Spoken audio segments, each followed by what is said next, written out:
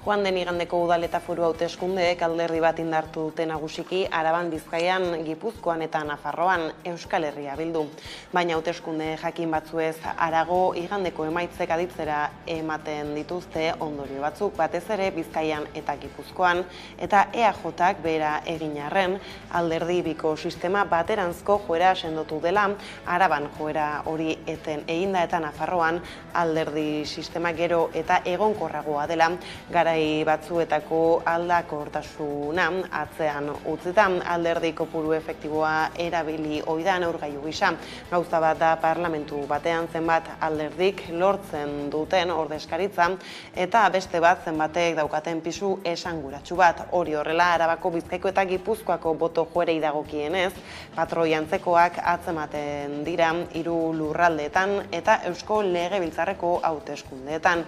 Euskal alderdi sistema pluralismo mugatutzat jo daiteke, oro har 34 alderdi nagusik osatzen dutelako sistema hori, baina Bizkaian eta Gipuzkoan hori pixkanaka alderdi biko sistema baterantz gerturatzen ari da. Bizkaian 2 hauteskunde jarraian kateatu dira, alderdien kopuru efektiboa murriztu doala. Eguerdion guztioi, 12 pasata iritsita gurean gaur magazinari heltzeko unea udal eta foru bozetarako atzerako kontaketa 0ra iritsi zen igandean, baina horrekin batera piztu dira beste kontagailu batzuk uste baino gehiago. Espainiako gobernuburu Pedro Sánchezen deialdiaren ostean denboran bat egingo dute udal eta foru gobernuak osatzeko negoziazioek eta Espainiako gortetarako kanpaina aurreak baita espazioan ere. Mugimendu batzuek bestetan eragitea ekidin ezina baita.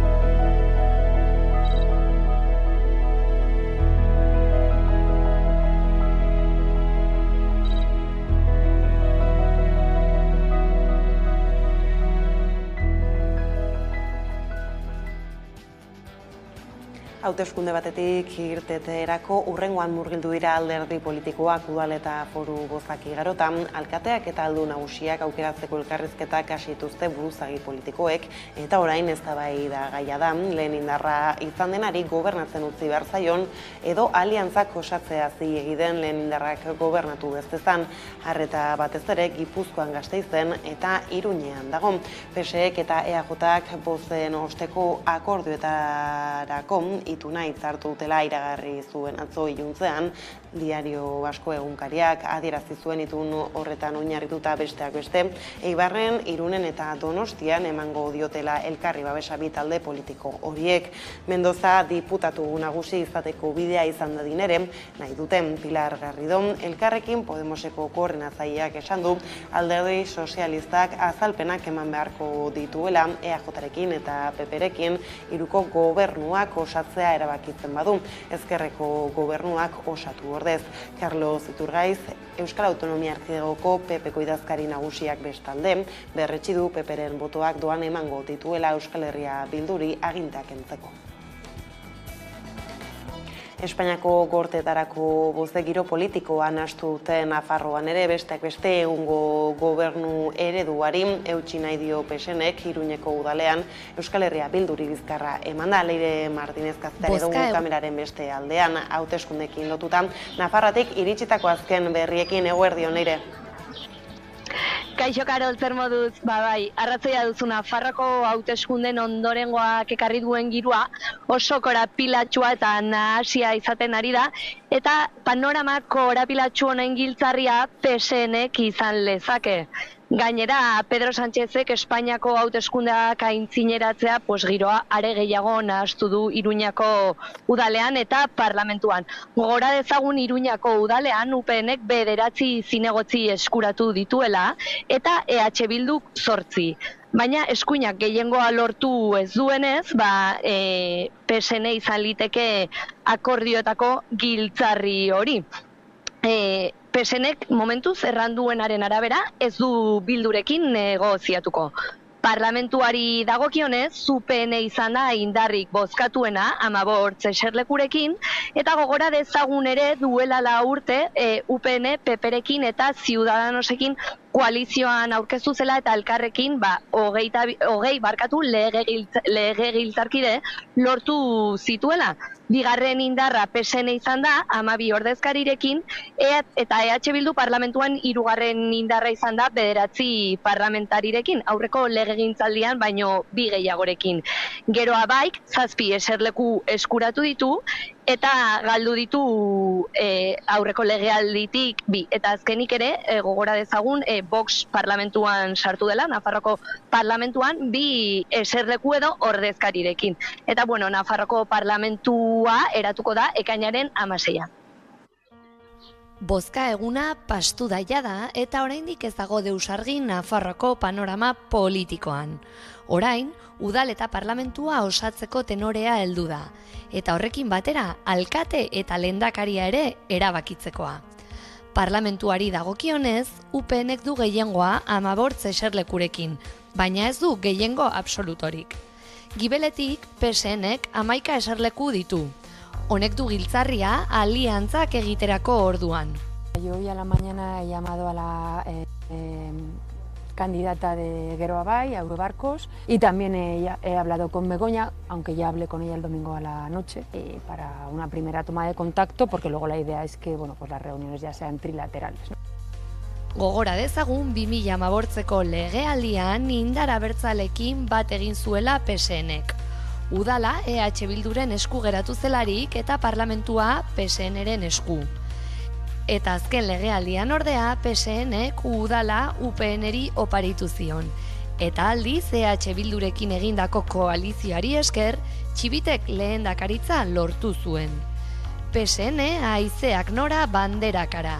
Momentuz birritan errandu ez duela EH Bildurekin negoziatuko.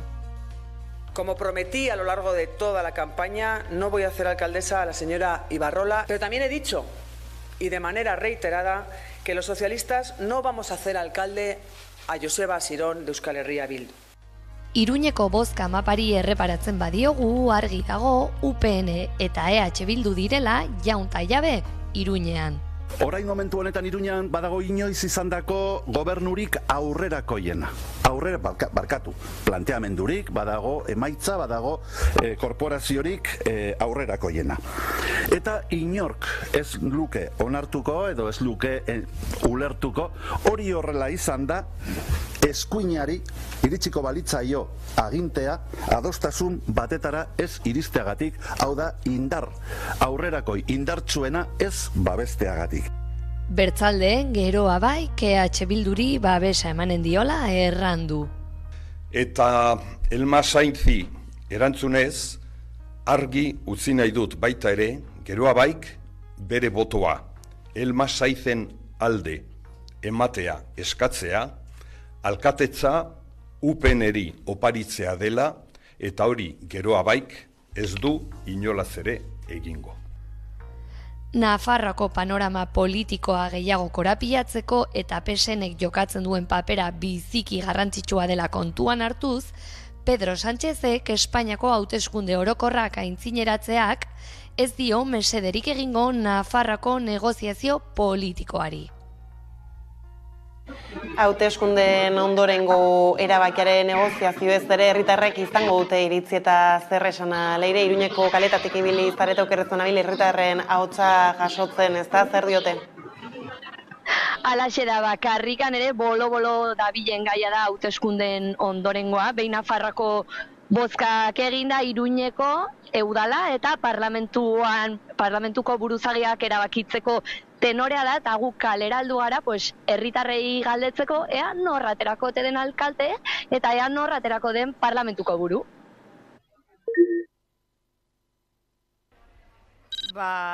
Ni gustuko nuke Asiron ateratzea, baina uste dut ez dela aterako. Cristina Ibarrola baina nahi, hori. Azkenean Asironek esaten duena da, la lista más votada azkenean, zentzuzkoa pixka dela bera alkate izatea, baina, ikusiko dugu. Que no tengo ni idea. Te digo que me gustaría quien no saliera, pero como lo vais a publicar, pues no. Uste Cristina Ibarrola, nahi Asiron. Gauzak nahiko argi daude. No. Yo creo que va a salir una, pero bueno. UPN eskuina daukagu gure bizkarrean, orduan nik uste dut eskuinaren zikloa dela, naiz eta nire zaidan bat ere gustatzen, eta beldurra ematen dit. Pues por desgracia, Cristina Ibarrola. Ez dakit, eske ez dut ideiarik ere, ez dakit. Pues berdin gaude, azkenean ezkerra oso berezita dago, eta eskuinak beti bozkatzen du, orduan atzean geratuko gara eta berdinetan nago, erantzun berdina bai. Uste dut, aurreko koalizioa hori berriz errepiketako dela, eta azkenean da hori esaten dutela mejor malo por conocido que malo por conocer, edo horrelako zerbait, hori. Hobeto orain dagoena, que lo que pueda venir, ez? Eske nik agian ez dago erantzun normalena, baina nik uste dut gertatu behar dela, edo bota behar direla gauzak atzeraka hauteskunde orokorrak pasarte, edo izan aldugula errepikapen bat. Ze azkenean Txibitek ez du pakturik egingo bildurekin, gutxienez orokorrak pasarte, eta berak erabaki behar du, joan behar den esparzarekin, edo ez dakit, gauzak gutxinaka atzera bota, edo ikusiko dugu, baina gauza nahiko Sánchezen kontu honekin gauza nahiko ez dut argi. Ondo da, Leire, informazio honekin hemen utzi behar dugu konexioa, eskerrik asko eta hurrengora arte. Deusetaz izan ongi, Karol. Energia trantsizioaren testu inguruan autokontsumoaren tramitazioa errazteko eta lurzoruari eta hirigintzari buruzko legearen puntu bat aldatzea onartu dute gaur legebiltzarrean. Eraikinetan eguzki plakak eta etxeetan ibilgailu elektrikoak kargatzeko guneak jartzeko orain udal lizentzia bat behar da, eta hori da aldatuko dutena. Egun on guztioi, osoko bilkurari hasiera emango diogu. Trantsizio energetiko betean aldaketak datoz. Aurrerantzean aldaketa bat izango da energia berriztagarrien inguruan. Autokontsumoaren tramitazioa errazteko eta lurzoruari eta hirigintzari buruzko legearen puntu bat aldatzari argi berdea eman dio legebiltzarrak. Bozketaren emaitza onako izan da 65 eman dugu boto, 66 boto alde, kontrako boto bat, onartuta geratzen dira, eta honen bestez, onetsita geratzen da autokonsumoaren tramitazioa errazteko eta lurzoruari eta hirigintzari buruzko ekainaren 30/2006 legea aldatzeko legea. Eraikinetan eguzki plakak eta etxeetan ibilgailu elektrikoak kargatzeko guneak jartzeko orain udal lizentzia bat behar da, eta hori da aldatuko dutena. Hirigintza eta lurzoru legeko puntu hori kendu egingo dute administrazio tramiteak laguntzeko. Hori bai salbuespenak izango dira, adibidez kultur intereseko ondasun izendatutako eraikinetan edota eraikinen egiturari eragiten dieten kasuetan. EH Bilduko autokontsumo energetikoa bultzatzeko proposamenaren alde egin dute Voxez gainontzeko talde guztiek, eta gaur behin betiko onartu du legebiltzarreko osoko bilkurak. Energiaren prezioak igoera handia izan duen testuinguruan autokontsumo berriztagarria ezinbesteko elementua kontsumitzaileek energia garbiagoa eta merkeagoa lortu ahal izateko. Autokontsumo berriztagarriaren edapenak energia faktura berehala gutxitza ahalbidetzen die ura instalatzen duten kontsumitzaileei, eta horrez gain energia eskaria murrizten du handizkako merkatuan. Aldi berean ingurumen baldintzak hobetzen ditu eta hidrokarburoen importazio murrizten laguntzen du, kanpoko energiarekiko menpekotasuna murriztuz. Horrez gain, Aiaraldean beste parke eoliko 2 egiteko baimena eskatu du enpresa batek 12 izerrota ipiniko dituzte eta 2000 hektaratik gora erabili, Aleak eta Aiaraldea.eusek argitaratu dutenez. EAEko aldizkari ofizialean astelen honetan argitaratu da Ferozka Wine SL enpresak egindako 2 parke eolikoen eskaera. Laudio Amurri Orozko eta Aiara ukito lituzke 2 parke eoliko izango lirateke. Egitasmoak 2000 hektarea inguruko azalera izango luke, 12 aerozorgailu eta 27 megabatieko potentzia gordina. 12 aerozorgailuak Mostatzan, Eleazar edo Tapagolarren kokatuko lirateke. Aiaraldea.eus aldizkariak jaso duenez, Aiaraldeko mendiak bizirik plataformak salatu du Arabako Foru Aldundiak gutxieneko gardentasun eta parte hartzailerik gabe aurrera eraman nahi dutela. Horrekin batera kritikatu duenez ez da kasualitatea baimen eskaera horiek hauteskundeen biharamunean argitaratu izana. Plataformak azaldu duenez energia berriztagarrien sektore plana onartu gabe tramitatzen dituela Eusko Jaurlaritzak baimen horiek eta hori legez kontrakoa da. Iragarkiak adierazten duenez 20 eguneko epea ematen da parke eoliko hori ezarri eta ustiatzeko interesa duen pertsona fisiko edo juridikoek lehia eskabidea aurkeztu dezaten. Azken 2 egitasmo hauekin Aiaraldeak 6 makroazpiegitura eoliko hartuko lituzke guztira.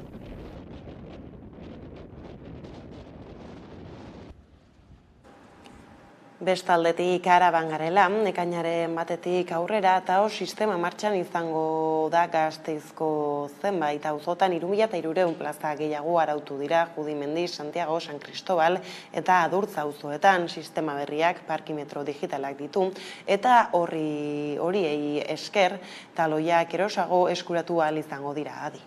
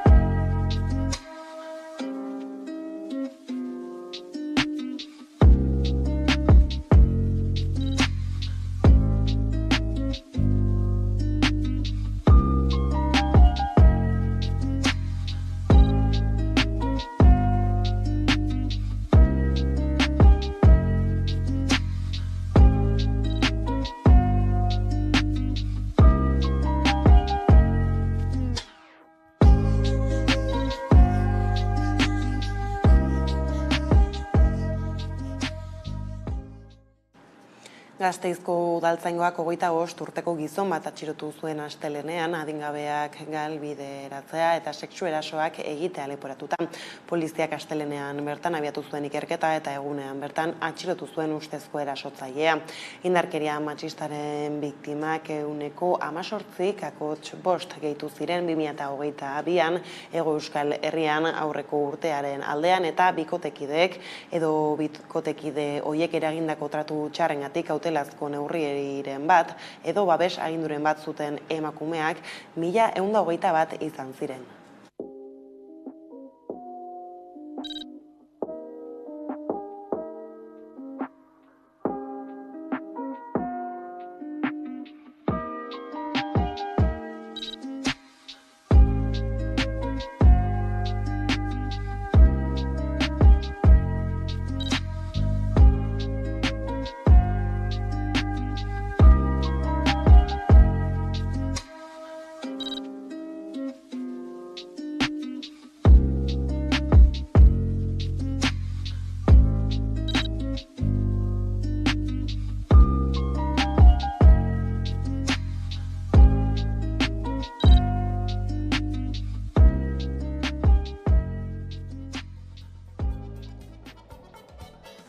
Bozento taldeko egunkariek ostegun honetan argitaratu dutenez, Arabako fiskaltzak protokoloa aldatu du, Maialen Mazonen hilketa matxistaren ondorio zehazki, eta iturri horren arabera Ministerio Publikoak gomendio bat igorri dio ertzaintzari, urruntzaginduak, hausten dituzten guztiak atxilotzeko, baita biktimak onartzen duenean ere.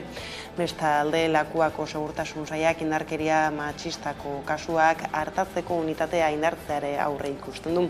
Joan den astelenean Gasteizko hilketa matxistaren inguruan egindako lehen adierazpenetan, Josu Erkoreka segurtasun sailburuak azaldu zuen ertzaintzak bazekiela urruntzagindua urratu zela eta 2 aldiz bildu zela biktimarekin. Sailburuak gaineratu zuen arriskuan ez sentitzea eta salaketak kentzeko asmoa adierazi ziela biktimak agenteei.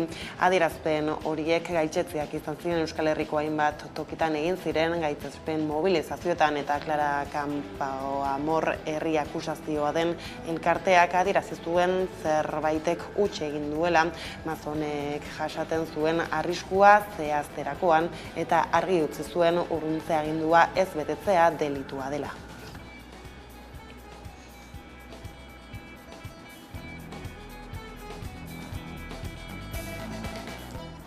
Gaizalatuta berriz Bizkaiko ostalaritzako langileek greba eguna dute gaurkoa baldintza duinak exigitzeko. Sektoreko langileek soldaten igoerarik gabe jarraitzen dute 2020ko urtarriaz geroztik. Hala hitzarmena negoziatzeko blokeoa behingoz eteteko aldarrikatzen ari dira ostegunarekin. Bizkaiko ostalaritzan greba eguna dute eta beharginek baldintza duinak exigitzen dituzte. Izan ere, sektoreko langileak soldata igoera barik daude 2020ko urtarrilatik. Eta denbora tarte horretan aldi baterako lan erregulazioak jasan dituzte, baita partzialak ere. Ordutik hona KPIa 1,2 baino gehiago igo den eta sektoreko prezioek 1,5-etik gora egin duten honetan soldatek igoera barik jarraitzen dute. Eta bien bitartean, enpresek beren irabazi marginak handitu dituztela salatu dute. Horrez gain, patronalak hitzarmenan negoziatzeari uko egin dio, hala blokeoa behingoz eteteko exigitu dute. Horregatik guztiagatik, LAB, ELA, Komisiones Obreras eta UGT sindikatuek grebera ditu dute Bizkaiko ostalaritzan, eta arratzaldean gainera protesta ditu dute Bilbon kale nagusiko tabernak zeharkatuko dituena. Eta kulturarlora salto hilero legez, Leioa kultura eskaintza zabala izango du ekainean musikantzerkia eta zinema tartean gainera Txorierriko eta San Juaneko jaiak ere bueltan dira. Eta ez hori bakarrik zinegoak jaialdia Leioan ospatuko da, ekainaren 7-tik 8 bitartean, adi jarraian egitaraura. Leioak kultura eskaintza zabala izango du ekainean, musika, antzerkia, zinema eta askoz gehiago. Musikari dagokionez, Egan Free ikuskizuna, Orfeo abesbatza eta Mungiako umeen koro abesbatzaren eskutik ekainaren 3an gozatzeko aukera dago. Iraganetik, sustraia eta autoritatik ikasiz azkeagoak egan egiteko, amets egiteko, aske amets egiteko. Hori guztia islatzen du Egan Freek. Horrez gain musikalera, Leioako Udal Musika Eskolaren ikuskizunaren bidez musika kalera aterako da ekainaren 9an Leioako Musika Eskolako ikasleen eskutik. Eta hilaren 15ean, ari naizela ari garela ikuskizunaz gozatzeko aukera dago Udal Musika Eskolako eta Kontserbatorioko orkestren eskutik. Eta antzerkiak ere bere lekua izango du Leioan. Ekainaren 16an, Ilana antzeslanaz disfrutatzeko aukera dago ikuskizun komikoak umore beltzez baituta 4 preso beldurgarrien bizipenak antzesten ditu. Gainera, ekainaren 30ean 4 ikuspegi dantza ikuskizuna Andonio Aresti eskolak sortuta eskainiko da ere Kultur Leioan. Eta zinegoak LGTBIQ+, 20. nazioarteko zinema eta arte eszenikoen jaialdia Leioan ospatuko da ekainaren 7-tik 8 bitartean. Beraz, beste hilabete batez kulturaz beteko da Leioa eta gogoratu, informazio gehiago, kulturleioa.com atarian dagoela eskura. Geroz eta gutxiago falta da Kaostika jaialdiaren 21. ediziorako ekainaren 5-tik 11 bitartean ospatuko da nazioarteko bideoklip eta laburmetraien jaialdia Bilbopolis berria de Aurraren izenean menderatzeko asmoz. Eta festaz aritzeko nola ez kameraren beste aldean dugu Nitia López Kaostikako kidea, eguerdion Nitia. Eguerdion. Ezer gutxi falta da jaialdiaren irekierarako, dena prestu zue? A ber, jaialdi baten dena prest dagoela zati beti zeten da komplikabe, baina egize da nahiko antolatute duko gule dana. eta uste dugu oso edizio polit bat gelditzuko jakule. Zer berri dakar ba urtengo edizionek? Bueno, laburmetraia eta bideoklip jaialdi bat izen da, urtero ja oso ezberdinak bidez duten jakusen lanak eta beraz aukeratzen dugu zenak. Eta uste dugu hori beti dela jaildira etortzeko puntu erakargarri bat. Eta honetaz gain, beste hainbat aktibitate paralelo antolatzen duguz, euren artien Julian Genizonen mote pelikula proiektako dugu, Lara Sendin gidoegileak masterclass bat ingo deu, Paco Alcázar komikigileak sinema bizarroari buruzko masterclass bat ingo deu, eta, bueno, bebai dekogu Lili Rina, dela urte pare bat jaialdi zen sari bizarroa irabazi ban zinemagile bat, sinema eta fetizismoan inguruko itxaldi bat ingo deu. Eta gero musikaldetik, hainbat kontzertu eta DJ pintza dukingo duguz, datorren barikuen Zilitia, talde Lekitxarra, eta DJ Feleraka eta DJ Kamil Duart, eta bukatzeko zapatuen, sari banaketa eta festa bizarroa itzen dugunien, You Can Hide eta Peon Kurtz DJ eta BJ Nausea zeukingo dugu. Dana doan lekue bete arte. Hori da ez, beraz baduzue egitara oso oparoan, eta ikusentzunezkoei erreparatuta urten guztira 52 bideo aukeratu dituzu, okerrez banaiz, zer nolako edukiekin topatuko gara festivalean?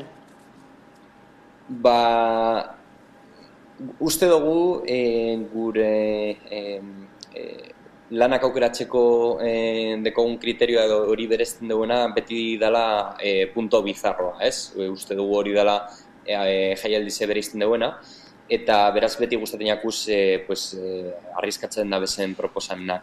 Naiz eta hori oso presenteukin, egize da, guri zinema asko gustatzen jakula, beraz bebai hartzen duguz dramak edo beste motatakoak, eta horrek osatzen duena da proiektzioetan variedade asko ukitzie eta viaje bat einalizeti, ez? Gero lehentxeago ez, aipatu dituzu ikusentzunezko hauetaz aparte ez, zer nolako bestelako edukiak izango ditugun jaialdian zehar, eta egia da hor gehitzeko hirurako baduzuela erakusketa bat ere esku artean, ez da? Bai, larun bat honetan, zapatu honetan, zazpiretan gure kaostikako buleguen, 2 de maio kalien, ingo dugu Detrito da Bilbon afinkata dauen artista kolombiar bat, eta, kaostikan hainbat bider parte hartu du. Da urton sortu zen ideie bere lanen erakusketa bat eitzeko, beraz hori, ekainien ziderukingo dugu hemen hau ikusteko aukeria, beraz, webgunien dauz ordutegizek. Beraz, kaostika bizitzeko 11 modu badira, ez? Oingo edizioan baita ere, zer mezu zabaldu herritarrei bertaratu daitezen? Bueno, nik uste dut kaostika Bilbon dekogun harri gitxi bat dela eta gauza ezberdinik ikusteko aukera zabaltzen duela. Beraz, jentie programazio ikustera animatzen zaitxuet, bai gure webgunien, bai gure sare sozialetan, eta seguro topako da biela zeuzer interesanti. Ondo da nitia, informazio honekin hemen utzi behar dugu konexioa, mila esker gaur gurekin tartetxo hau, konpartitzarren eta hurrengora arte. Eskerrik asko zueri. Eta honekin iritsi da gurean gaur magazinaren lehen atalaren bukaera eguneko elkarrizketa nagusiari heltzeko gaurkoan, Juan Luis Aresola Leiva Garabideko kidea izango da gurean, hizkuntzen bizi berritze prozesuak izpide beraz ez daitezte urruti joan, laster baikara bueltan.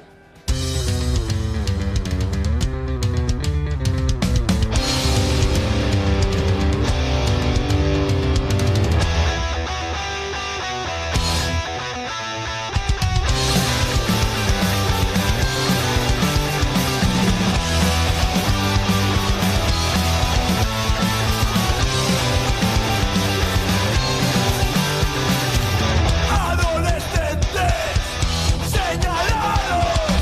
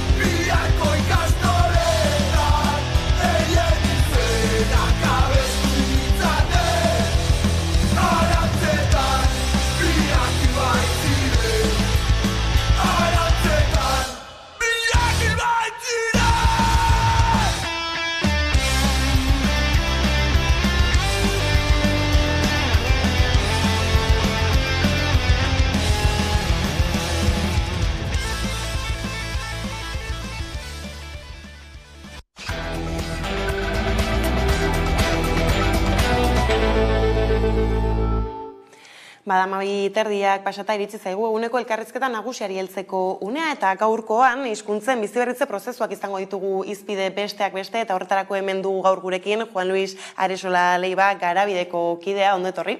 Gurera. Eskerrik asko. Eta ezagutzen ez duenaren agian hasteko ez, zer da Garabide bera? Garabide da kultura elkarte bat, 2005an sortu zen. Orain kontzeratzen naiz adinez nagusia aurten izango dela, 17 urte, eta egiten duena da hizkuntza lankidetza, edo kooperazio linguistikoa. Orduan, pizkat askotan, beste lurralde batzuk lan egiterakoan, esaten da zer daukagu emateko, dirua eta zer laguntzen dugu. Eta hortan uste genuen, hor Asian ibili zirenak, euskaldunok gure hizkuntzaren biziberritze prozesuan, gauza asko egin ditugula, beste gauza asko falta zaizkigula, baina badaukagula ibilbide bat, eta hori zaitik ez erakutsi beste hizkuntza batzuei. Eta, hausnarketa horretatik sortu zen. Bai, ez horrez hildo ezberdinei heldu diezu ez, izan ere agian, esperientzak elkartrukatzetik ere baduka asko. Lehenik eta behin, horren kartea parla da, egoitza nagusia Aretxabaletan daukago, eta hori beste bi lankide dauzkago Bilbon Euskararen etxean. Kostatu egin zen, igual 10 bat urte pixka sendotzea, baina gaur egun bulego teknikoan gaude 7 lagun, kolaboratzaile pila bat dauzkagu, eta pixkate sendotu da dauzkagu euskalgintzako 40 entidade parte hartzen dutena, daukagu beste 30 udal baino gehiago diruz laguntzen dutenak, eta pixkate indartu da. Indartu da zerbait egiteko. Orduan pixkat eman da bilakaera bat. Bilakaera da, alde batetik eta Garabide horreiti da ezaguna, ematen dugu formazioa. Eta formazioa Euskal Herrian. Hortan etortzen da, batez ere Erta Amerika eta Hego Ameriketatik, Mexiko, Bolivia, Ecuador, Maputxeak, Txile eta Argentina artean, Peru, tabar, hainbat jentea etortzen ikastera. Hortan etortzen dira 20 eta 5 lagun, euren jantziekin, eta beti da deigar, egote gara, bastakit berri gara, eta hori, alde batik formazioa. Hori areagotzen ari da, eta egiten dugu bai hemen, baina hainbat komunitatetan, ez ja pertsona bat edo biri, baizik eta 40-60 laguneko taldei. Hori da formazioa. Orduan guk formazioa ez da pizkat akademizismoa jausteko, baizik eta, pizkat teoria, eta ezagutza garrantzitsua eragiteko. Hortan, indarra hartu du, ez bakarrik formazioa baizik eta proiektu zehatzetan laguntzea, parte hartzea. Orduan, gu daukagu bai Mexik, hainbat tokitan, Kaukan, ez dut esan Kolombian, bauzkagu proiektuak. Biziberritze proiektuak. Batzu dira orokorrak, eta beste batzuk, helduen eziketa, alfabetatzea, edo irakaskuntzan eragiteko, eta hortan egiten duguna da finantazioa bilatu, eta gero aholkularitza. Bai Garabiden aldetik, edo hori laguntzen digute bai emuneko aholkulariek, edo Eluiarreko aholkulariek. Eta gero beste gai importante bada, eta pizkat gaurko elkarrizketaren ardatza da, Euskal Herrian eragitea, gaiaren inguruan. Orduan, garatzen ari den arlo bada, eta badaukagu eskoletan, errenderia horretan badaukagu egitasmo bat ikastetxe guztietan, DBH-ko ikasleekin, aniztasuna, hizkuntza gutxituak, hizkuntzen arteko errespetua, hori lantzeko. Hori badaukagu beste modu sakonean proba pilotuak egiteko hainbat ikastetxetan, eta beste egitasmo bat indartzen ari dena da, hizkuntza indigenak amalurra zeintzen. Bai, ez, eta halako prozesuek, ez, hizkuntza gutxitu ez hitz egiten dugunean, nolako harrera dute, ez dakit justu egia da, ez, planteatu dituzunen eginkizun artean badela, ez, hemendik kanpo egiten den lan hori, eta beste agian euskararekin lotuago hemen. Harrera, bata da, gure Ion Sarazuak esaten du, kontziente izan behar dugula egoeraz. Hizkuntza gutxitu gehienek, daukaten gazetasuna ez dela katarro bat baizik eta kantzerra. Eta kantzerra aspirinakin ez zaio buelta ematen. Egin behar den orduan eta galera prozesua luzea da. Orduan, gube hizkuntza aktivistekin egoten gara, eta egoten dira alde batik harritxuta, hemen zer egin dan, harritxuta. Eta gero jente batzuk esaten digute bizitza aldatu zaiela. Jarriko ditu bi adibide. Egiten dugu kursoak batez be hizkunt aktivisten dako, edo irakasleak, edo horretan ari denak, baina pizkat badago jentea horretan ez da biena egun osoan, baina eragiten duena. Politikariak, enpresetako zuzendariak, eta gu bauko harreman sendoa Mexikoko Pueblan dagoen Tosepan, movimentu kooperatiboarekin. Da, esperientzia interesantea, baina gaur ez dugu azalduko. Eta etorri izan bertako zuzendari edo aurkulari nagusia. Pizkat derregortuta. Etorri izan, hilebete, eta joan zan, bera, zoritxarre esan dugut hile urte betera hilin zan, infarto batekin, baina joan zan, eta esaten zion, bera, garrantzia bai, hizkuntza, kultura, baina ez dela konstiente gaia zuen garrantziaz. Joan zan, aldatuta. Eta gero beste adibide bat, esan irakasle bat, Peru tarra, etorri zan ikastaro batetik Madriltik edo, normal egon zen, eta bigaldu zegoen gutun bat 3 hilebetea. Eta esaten zegoen, Madriltik etorri naiz, eta egia esateko, erabakitzen daukan Madrilen bizitzea. Espainian bizitzea, Madrilen bizitzea. Zaitik, errepideak hobeak dira, osasuna hobea da, gu bauzkagu kexak, baina beste leku baztuta osasuna, eta bizimaila hobea da. Eta ez dut idatzi 3 hilebetetan, uste nurelako hasierako subidoia izango zara. Baina 3 hilebete pasa dira, eta pentsatu dut, ni zer egiten dut Madrilen. Nire lekua hemen dago, irakasle moduan, nire komunitatean, egin dezakedana egiten. Hori da adibide, mesede zabaldu garabideko jenteen artean. Hori da bi adibide, eta gero sortzen diren harremanak, eta, bueno, bai, hortan, izan dut, gerazten dira harritxuta, hemen pizkat korpusaren inguruan, euskara batuarekin, nola lortu dugu euskara estandar bat izatean, ez da euskalki ugari izan, hezkuntza munduan egin dana, bai ikastolan prozesua, edo sare publikoan nola txertatu dan, komunikabidetan, herrietan elkartegi dute lana, eta bueno, musikan, antzerki egintzan, eta bar. Bueno, gero, balorazio orokorra egiterakoan, pizka gaziaz hitz egingo dugu, baina bai, oso pozgarria da, ikusten dutelako posible dela, eta bueno, gero bi gauza, izten behar diazu, bi gauza. Bata da, guk ez dugu nahi kopiatzea, ezin delako, herri bakoitza, komunitate bakoitza, hizkuntza bakoitza ezberdin edalako. Baina, gune duguna referentzia bat, hemen zer egindan, eta hortan egitea posible da. Eta askotan, egin dugu pekatua, ez dakit ETB-ra eramatea, eta konturatu, esan digute hori kontrako, oso urren ikusten dute. Eta askotan nahi dute proiektu txikiagoak, komunikabide digitalak, telebista txikiak, jente gutxirekin egiten dana, irratiak, bitarteko gutxiagokin, ikuste dira kapaz direla hori egiteko. Etorten dira, ETB-ko bakarri sarrerarekin flipatzen dute. Ez, pizkat, horta alde batetik. Eta gero beste bat, gurpila esmatuta dago. Eta gu adibidez Maputxeekin, Maputxe daude hor Guarmapun dau Txile eta Argentina artean, batzu txiletarrak eta beste batzuk argentinarrak, gu espainola eta frantzesa moduan. Eta hau ari dira Mapuzun, daurun hizkuntza Mapuzuguna, eta Mapuzugun tegi bat montatzen. Hortan, etorri izan dira ona, bai formazio orokorra jasotzera, bai euskaltegi ikustera, eta joan dira bai hemengo jentea joan da, euskaltegietatik eta bertara. Orduan, ezin kopiatu, baina bai antolaketa aldetik, didaktika aldetik, pedagogia aldetik, gauza asko da egin daude, gero adibideak, estiloa aldatuko da, baina ez dago dana asmatu beharrik.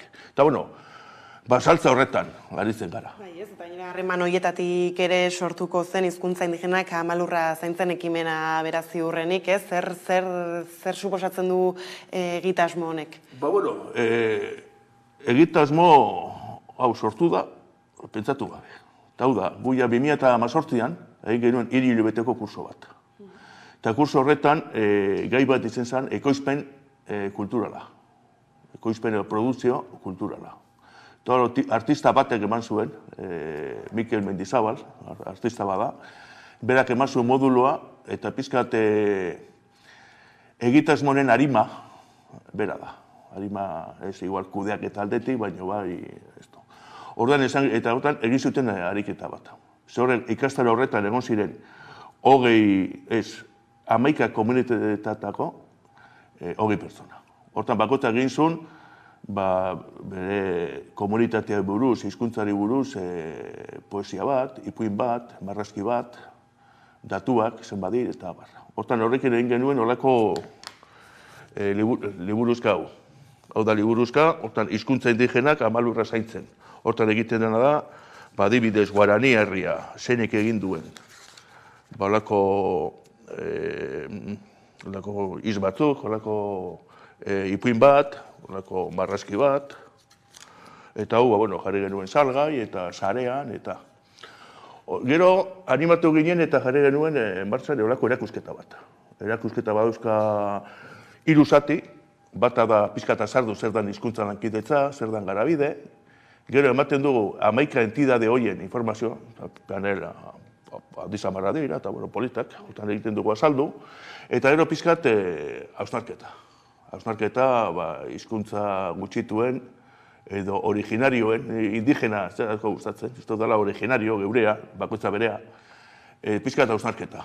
Eta hausnarketa horretan, gero aipatuko da, batez asko egiten da 15-16 urteko gazteekin, eta dago kolibriaren mitoa. Eta hor askotan daukagu, ez da, baina holako zuik egin dut, eta hortan da, ipuina da, labur esan da, oianean zutea zegoen, eta kolibri, oianeko txori txikiak, bere mokuarekin, pizka jotezan errekara, eta pizkate zeiatezan itzaltzen, baina ez zuela asko egiten. Eta jaguarrak, esaten dio, ez ara konturatzen, ez duzula sekula itzaliko zua. Ez dakit zua itzaliko dudan, baina bakutzak bere ahalmenaz zerbete egingo balu, aguro itzaliko genuke.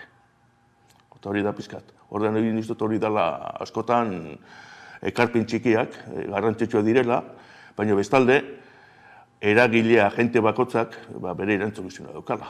Eta hortan guk, garabidek bere txikitasunean, lan bat egiten du, eta guk gure esku daun egiten dugu.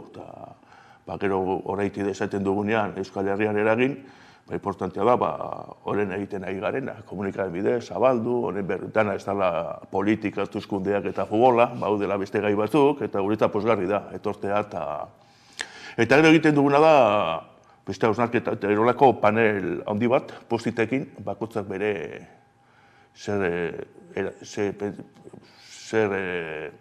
pentsatzen duen erakusketa, ze ideia ekarri dion, ze sentsazio, eta hortan jartzen du postit baten. Hortan pizkata gaiari buruzko hausnarketa. Hori egin dugu, ja pasatu dira 25 herri baino gehiago, iparraldean ez gara egon, baino hegoaldeko bai hiriburu eta 25 herritan, batzutan dira herritarrei begira, eta gero beste batzutan eskolei begira. Eta adibide bat, hurrengo astean, beran, Nafarroan, 3 egunetan pasatuko dira 17 taldetan bertako gaztetxo danak, DBH eta batxillerko danak. Eta gero egongo da bizita gidatu bat, jente helduentzat. Bueno, hori, baina gero pentsatu genuen, eta zaitek ez dugu egiten eskoletarako, eta hezkuntza mundurako olako gida didaktiko bat. Bere zentzuna daukana, erakusketa gabe, baina erakusketarekin hobeto. Orduan da, gaiari buruzko ariketa, galderak, eta barra. Eta gero hori kolibriarena, egin dugu animazioa, eta gero egin dugu beste egutegi bat. Egutegi bat, gaur ekainak bat, eta hau bendola aurreratu dira, 2023-2024. Guk lan handia, lan asko egiten dugu Kolombiako Kaukan, dago NASA komunitatea, eta beraientzat ekaineko 22 da data esanguratsua, eta egiten dute urtea ekainetik ekainera. Horrela egingo dugu. Horretik ez da. Orduan, entzatu genuen, proiektua sendotzen ari da. Ja dauzko materiala, gauzak, hau jarriko dugu liburu eta salgai, guazen guzti honen berri ematen. Eta pizkat, formazio saio baten egindako ariketa batetik, pizka sortu da, materiala. Bai, ez da, ipatzen zenuen nola hainbat eta hainbat hausnarketa sortzen diren, ez? Material hauek ere gaina eskuan izan da, hizkuntza gutxituen edo jatorrizko hizkuntza horien bueltan. Gero beste datu bat, osea, atletik nos irabazi duen, nos galdu, publikoak pitada nos egin duen hori munduan adaki. Hauteskundetan zeinek munduan adaki. Baina, munduan dodi 7.000 hizkuntzen guru. Hor eztabaida egoten da, askotan ez dago garbi zetan hizkuntza eta zetan dialekto. Euskera adibidez, dako euskalki ezberdinak, bizkaiera edo zuberera, hizkuntza bakarra da. Eta hori 7.000 inguru. Gehiena daude galtzeko arriskuan. Eta hor UNESCO eta badauko lako metodologia bat. Eta adibidez, aipatu dolen errenderia horretan, gela baten galetu nuen. Pizkatan ez dut bai. Munduan zenbat hizkuntza daude. Eta batek, 30, eta nik. Beste batek, 7.000. Urrengo egunean, beste ikastetxe baten galetu nuen. Zenbat hizkuntza daude munduan. Eta batek, 20.000. Horre esan edu, ez dugula lantzen, gaiak ez dagoela presentziak. Zelako boterak ere badiren, alako presentzia ez izateko hizkuntza gutxitzen, ez? Zerk eragiten du gehien? Zer eragiten duen, ez dakit, ego eta Ertamerika zaitik hitz egiten da gaztelaniaz. Zaitik da hizkuntza nagusia. Kolonizazioetik. Brasilien zaitik hitz egiten da portuguesez. Orduan izto garbi da, askotan gatazketan, okupazioetan, gauza mingarri askorekin batera, hizkuntza inposatzen da. Nizte dut, ego eta Ertamerikan bizidan egoera, hizkuntza idogokionez datorrela 1512-tik, hori zapalkuntzatik. Eta hor garbi da, zapalkuntza egoera badagola, eta gero jentea galtzen du autoestima, jentea asko daukagun problema da, bertako natibo, bertako jentea giztu nahi, bere semalabak, bere hizkuntzan ikastea, nahi duelako bere semalabak aurrera egitea. Ikaste inglesa, informatika, inglesa ikasi beharko da, zorionez hori txarrez, baina bakoitzea berea. Eta hortan norbera uku egitea, eta hortan askotan lana daukagu, hizkuntza horretan hitz egin duten gurasoak ere, ez dute nahi transmititu zaitik.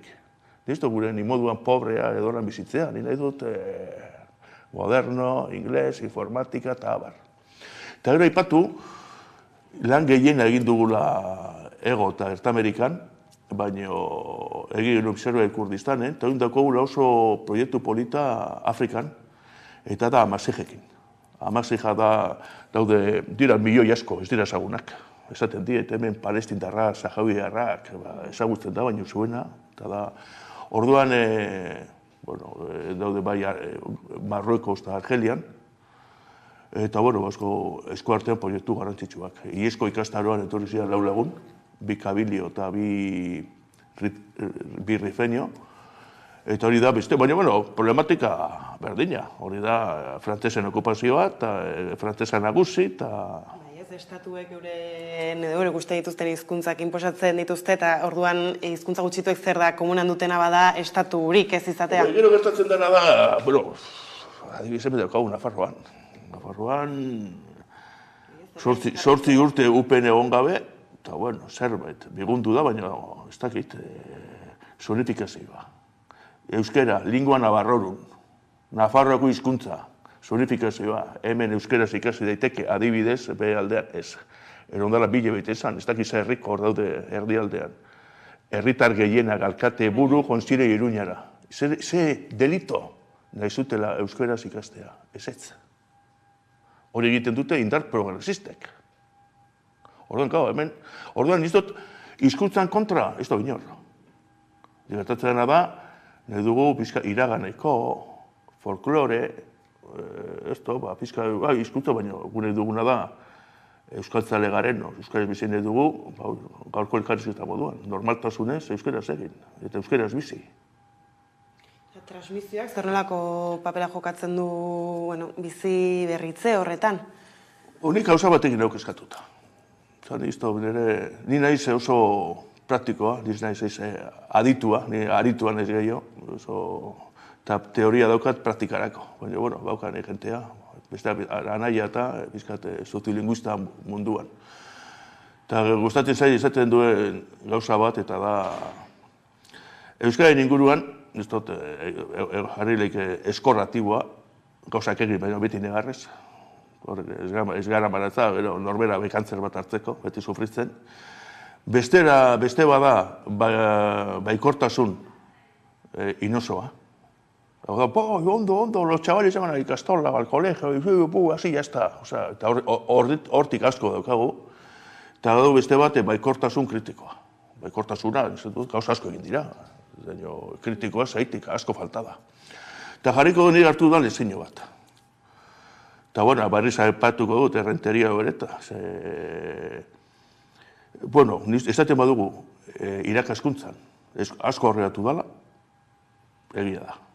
Gaur egun, abizenek ez daukate zer ikusirik. Orain dela 40 urte, abizenen arabera genekien euskarazakien edo ez. Fernandez, gaur egun, Murillo, eta euskara pikain. Eta asko horregatu da. Baina horreta renteria, etorkin asko, bai Espainiatik eta bai beste toki batzutatik. Egon nintzen, hainbat ikastetxeten. Bai ikastola, bai publiko eta bai erligioso. Iaz, gelatik kanpo eremu informalean ez nuen inor euskara zentzun. Eta aurten, egin dugu bi jarraipena, beste talde batzukin, ez da, gaina batezara gauza bat jakinda galdetua, berta. Batzu ikusten dute ropa, gu beti kartela nola dago, eta badaukago gure DGA. Eta aurten, ez ja eremu informaletan, pasillotan, patioan, aurten, gela barruan, ia euskera beste erderaz. Jarri neskamotikoak lan bat egiten, gero egin behar zuten aurkeztu talde jentearen aurrean.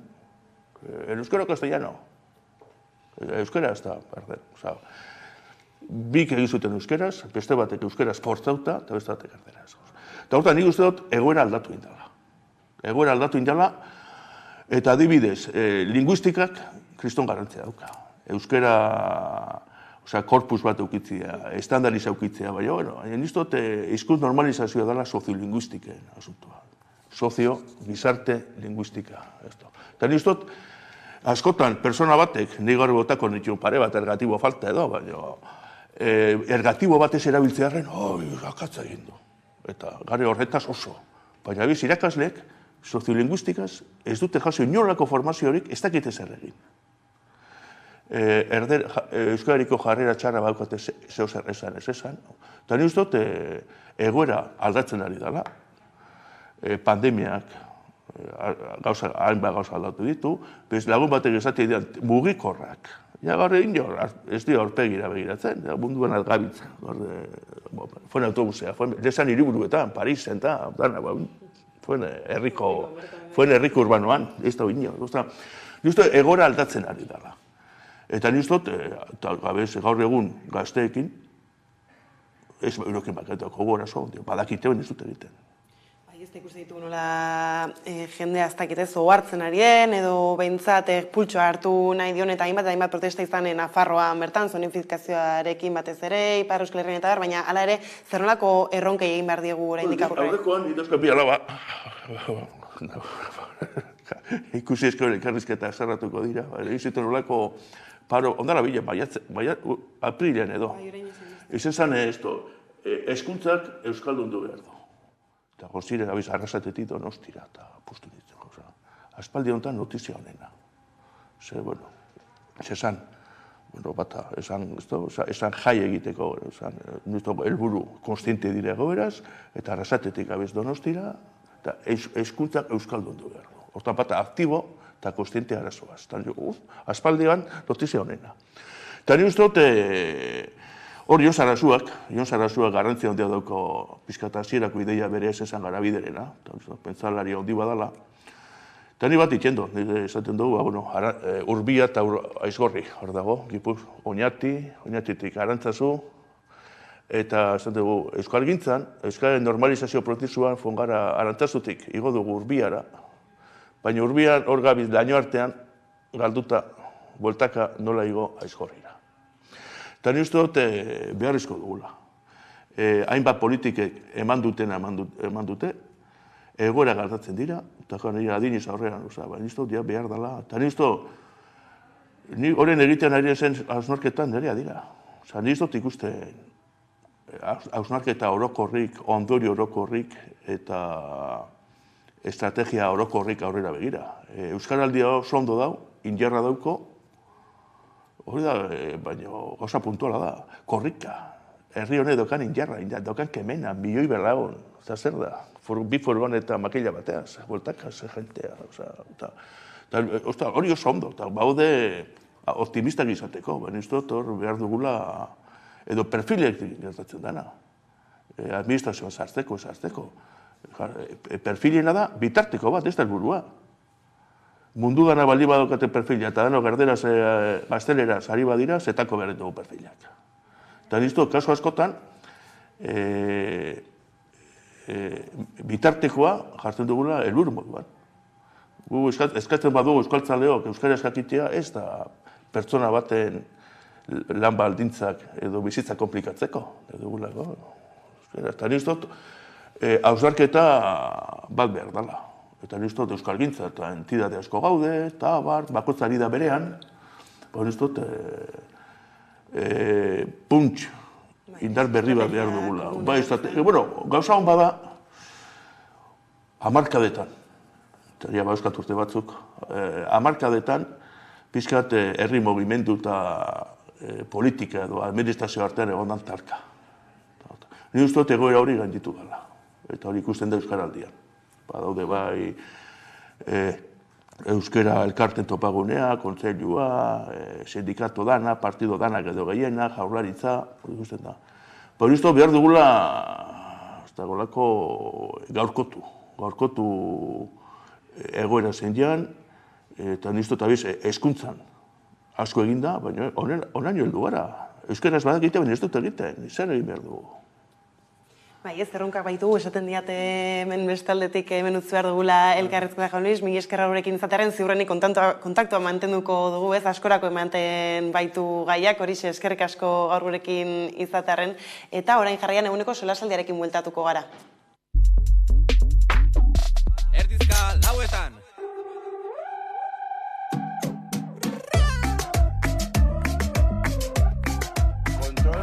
Lauarin oinarritzen da euskal dantzetan, folklori tradizionalean, baina bete egiten dugun asketa beste estilo batzuekin. Egiten ditugu koreografiak berritzaileak.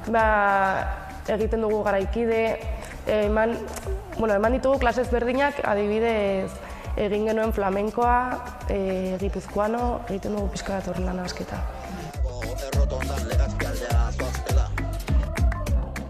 Berrio folk sortzen da 2008 urtean.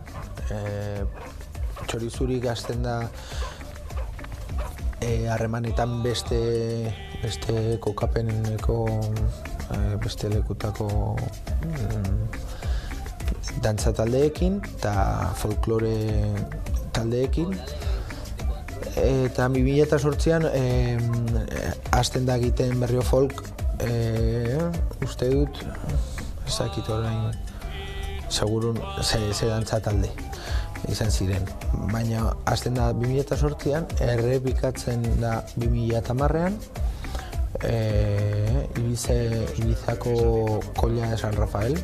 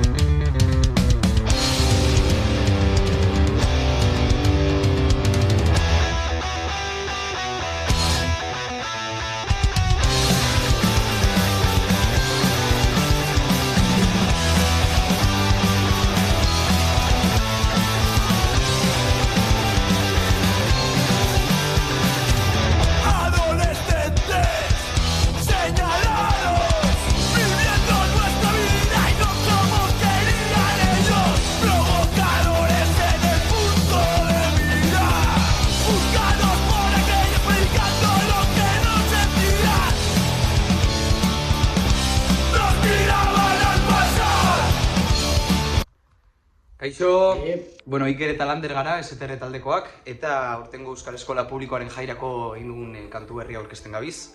Jagon, beraz, espero dugu zuen gustokoa izatea, eta agur bat.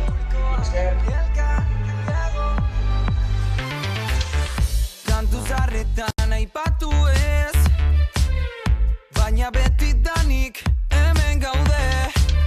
Hizkuntza batek irakatzi ziola, herri bati nahi gabe.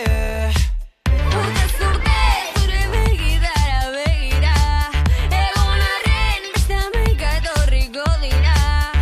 Ze argi dago oso arroz daudela, denon izatearen aukeraz. Hazen hasi naiz zure desiraz, da sortzen hasi naiz zure irriaz, da jantzen hasi naiz zure ideia. Elgar, jagon, zuregatik ni naizelako. Elkar jagon, ozen nago. Elkar jagon, zuregatik ni naizelako. Eskutik helduta, asmoak batuta, elkar elikatzearen ardura. Nahikoa da guretzat, amataren entzat, badalekuak ametxe egiteko zuretzat.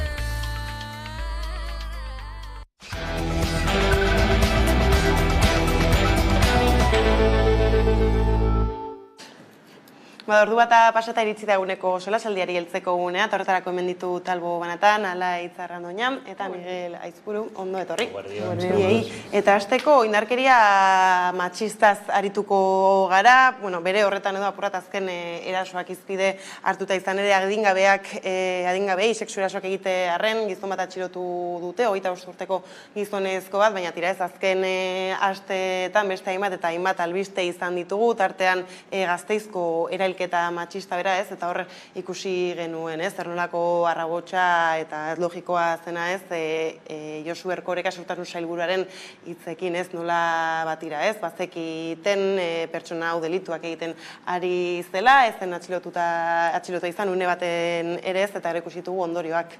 Bai, nik hasteko ezberdinduko nukez, nik uste dut, bai, lotura zuzena daukala, azken finean indarkeria sexista edo boteriarekin lotura zuzena daukala, egiten dute nahi dutelako eta ahal dutelako batez ere, nik uste dut hor inputilitante puntu bat dagoela, bai adingabekoen kontrako abusuak egitean, eta baita ere emakumeen kontrako indarkeria sexista egitean.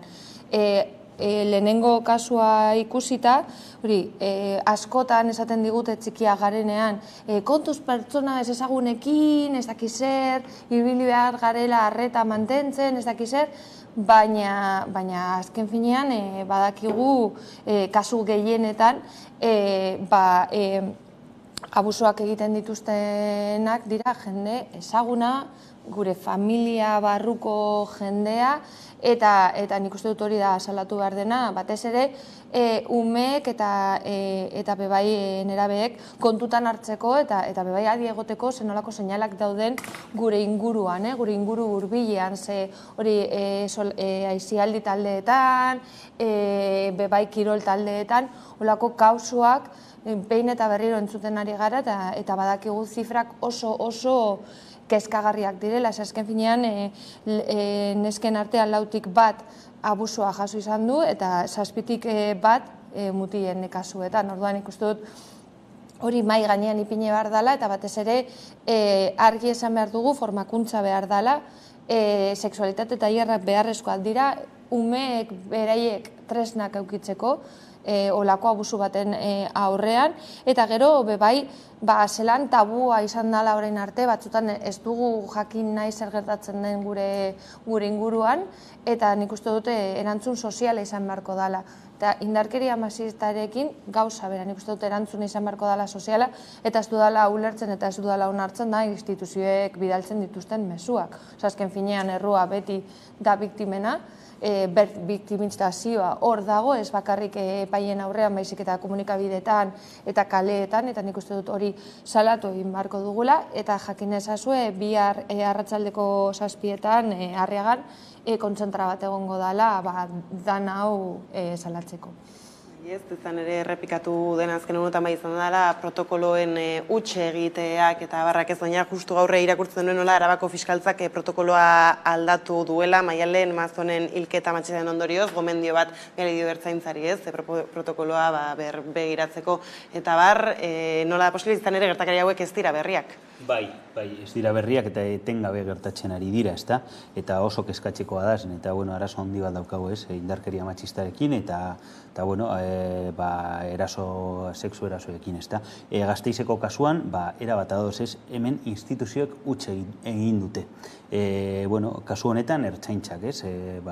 Bere dispositiboa eta hartu behar zituzten erabakiekin eta vigilantziarekin, huts egin dute kasu honetan. Eta gainera, sailburuaren erantzuna ez da batere egokia izan, ezta? Gutxi gora bera, esan nahi izan zuen, edo ez nahi baina esan zuen, biktimak zeo zer ardura zeukala. Eta hori ez da inola ere, ezin dute instituzioek horrelako jarrera da horrelako agerraldia egin, ez da batere onargarria. Eta bestalde, bigarren kasu honetan, atxilotu duten gizon honen kasuan, ni arreta deitzen dit atxilotuaren adina, 25 urte, ez? Eta hemen ikusten da, ez dela belaunaldi kontu bat hau, ez da? Eta oraindik ere gazteen artean oso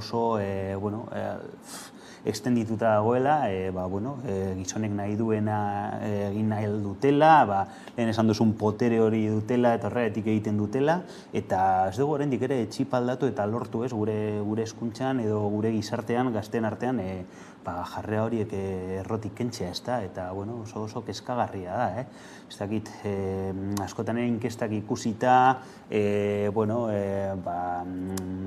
feminismoaren edo eta genero rolen buruzko inkesta horretan ikusten da gazten artean, hendik ere gizonei, mutilei oso normala iruditzen zaiela, bikoteari mugikorra irakurtzea edo eta horrelako jarrera matxistak oso normalizatutak dauzela, ez? Nik pentsatzen nuen, gazten artean belaunaldi berrietan edo bazegoela gehiago instalatuta ez, pentsamendu feminista eta horretako jarrerak baztertua behar direla, baina oraindik ere arazo handi bat daukagu gazten artean. Ez da, gainera instituzioetatik alako mezuekin ez da laguntzen aldaketa horretara.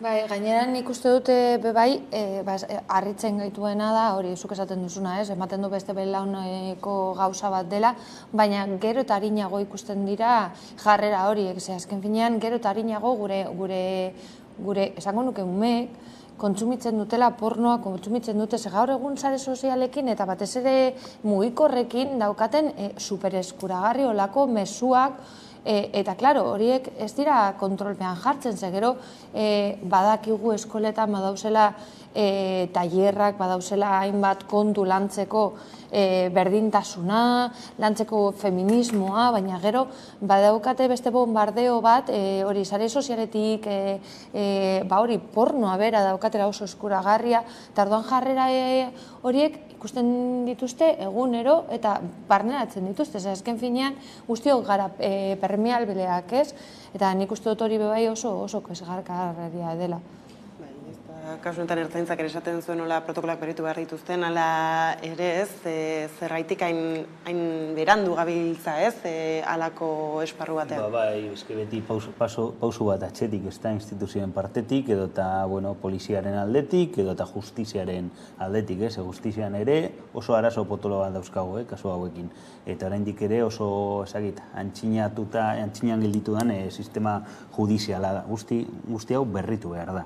Instituzioen protokoloak, edo eta justizian jarraitzen dituzten argibideak, epaiek dauzkaten protokoloak eta formakuntza feminista bebai ezinbestekoa da, hildo horretan jotea, eta hori vigilantziaren aldetik bebai, nik esango nuke, poliziak aldatu behar duela txipa, zen eta etengabe ikusten ditugu, krimenak, hilketak eta salaketa zegoen medio, eta ez da zer egin, instituzioen partetik hau bukatu behar da. Ezin dugu ikusi aste guztietan, hilketa matxista, eraso matxistan bat gertatzea gure artean. Ezin da, ez da onuragarria.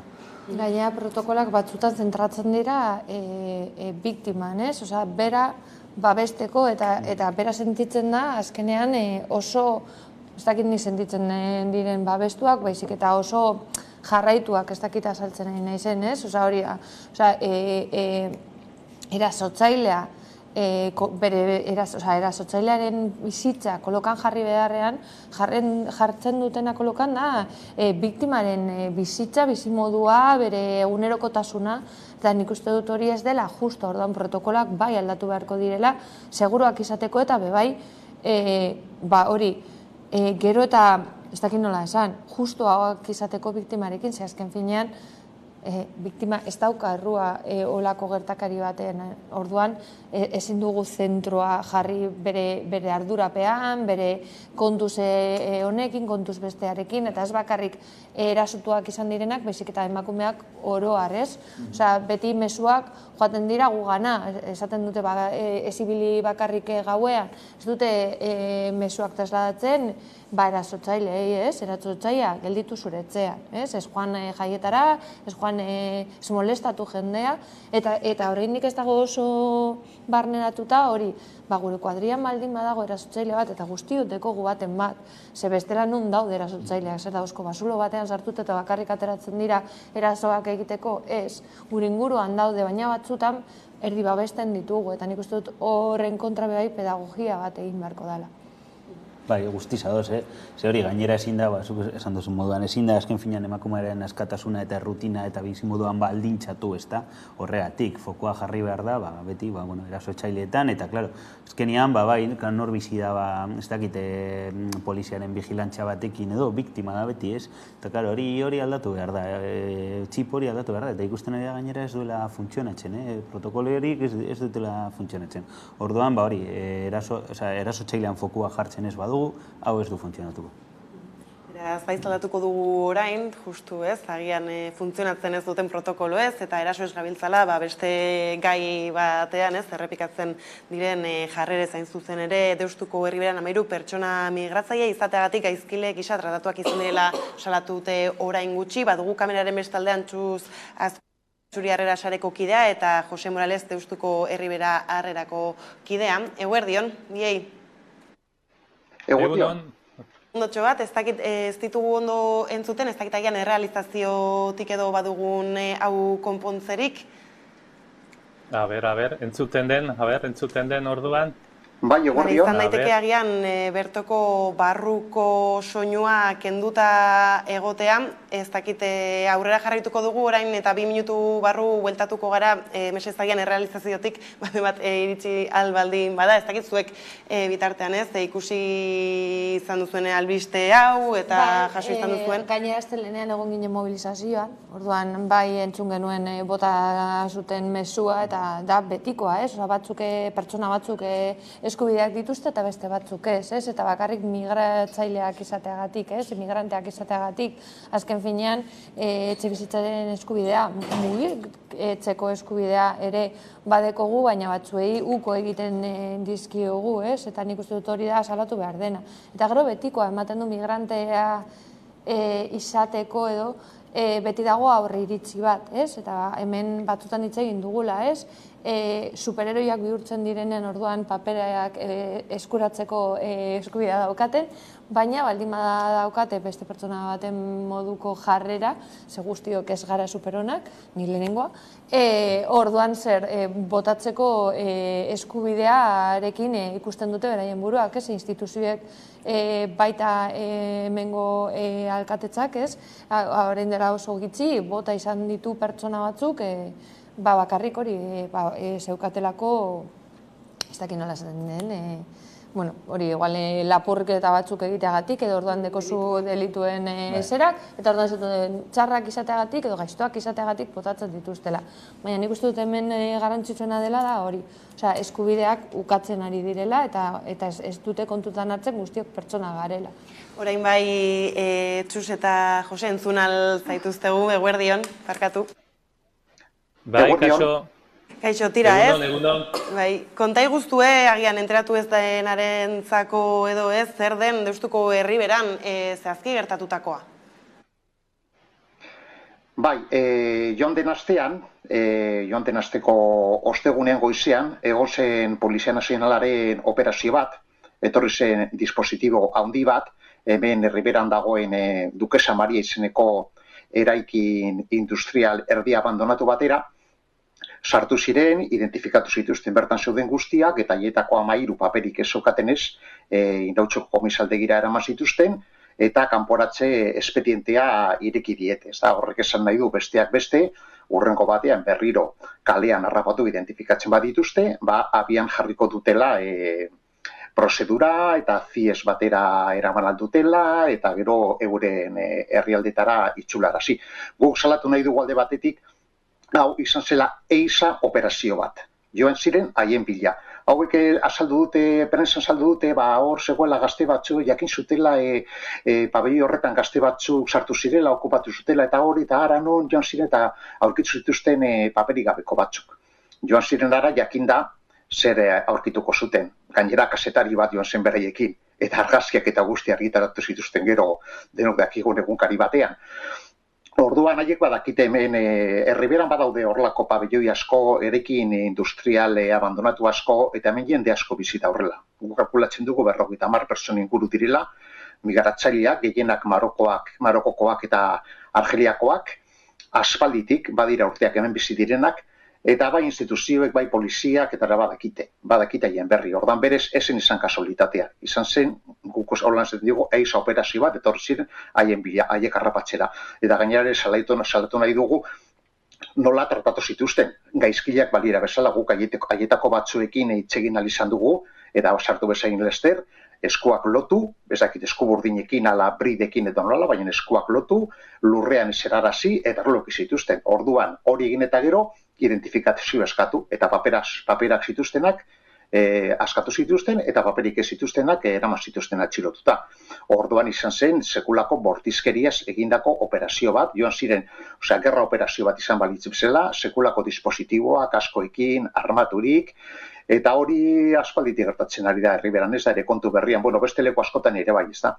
Baina berrian, Herriberan hemen auzoan gero eta gehiagotan gertatzen dira horrelako gauzak. Honen antzekoak, edo, berdintsuak, egoten dira igual aldaketa batzuk, baina gehiena da jende hau estutzea, beldurraraztea, ikaratzea, azken batean traba hutsa dira hemen egin nahi duten proiektu handi horretarako, eta, nahi dutena da hemendik bota, traba hutsa dira. Hori kasu zehatz honetan, aparte hau dela arazo orokor bat, beste auzo askotan eta beste herri askotan ere gertatzen dena, ez?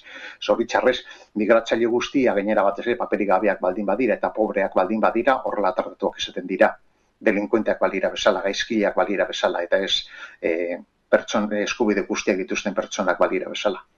Gainera esaterako orain hauteskundeen bueltan izan garela ez, zenbat eta zenbat entzuten ditugun politikari ezberdinak ez, guztiontzako hiriak eta guztiontzako herriak nahi dituztela esaten, hala ere hau esan genezake badela ez, estrategia bat eta askotan errepikatzen dena eta justu Bilbon ez, kasik eta astero ez bada hilero bai halako albisteren bat daukagula.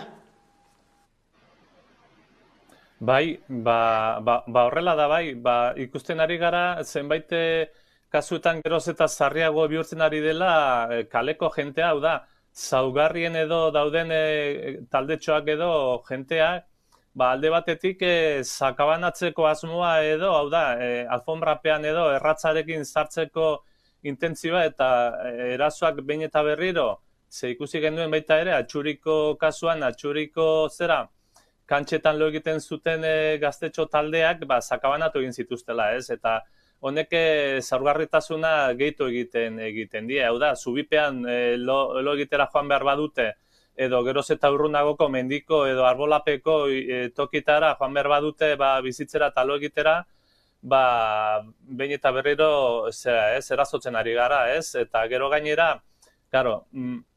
gertatu da baita ere, Atxuriko gure kide batekin, Juseinekin, udaletxeko errekurtso batetik ateratzen ari zela, atxilotu egin zuten, ez dakigu kasualidad izan zen edo, hor nolabaiteko salaketa izan zen, eta, bueno, espulsatu egin dute, hau da, Marrueko zera, ekialdeko Saharara bidali zuten, eta handik 1.600 kilometrotara bizi den pertsona Hussein bidali zuten, bidali berri dute, eta gainera justifikatuz, delinkuente, behin eta berriroko delinkuentea izan dela, eta hau ez da horrela, ez? Eta kanporatzen den jentea askotan kanporatzen dute bakarrik paperik ez dutelako, eta hau beste atzerritartasun legea salatu nahi dugu hemen ere, ez? Osea, alde batetik, ari gara atxilotzen eta jazartzen kalean dagoen jentea, eta gero bestaldetik gainera,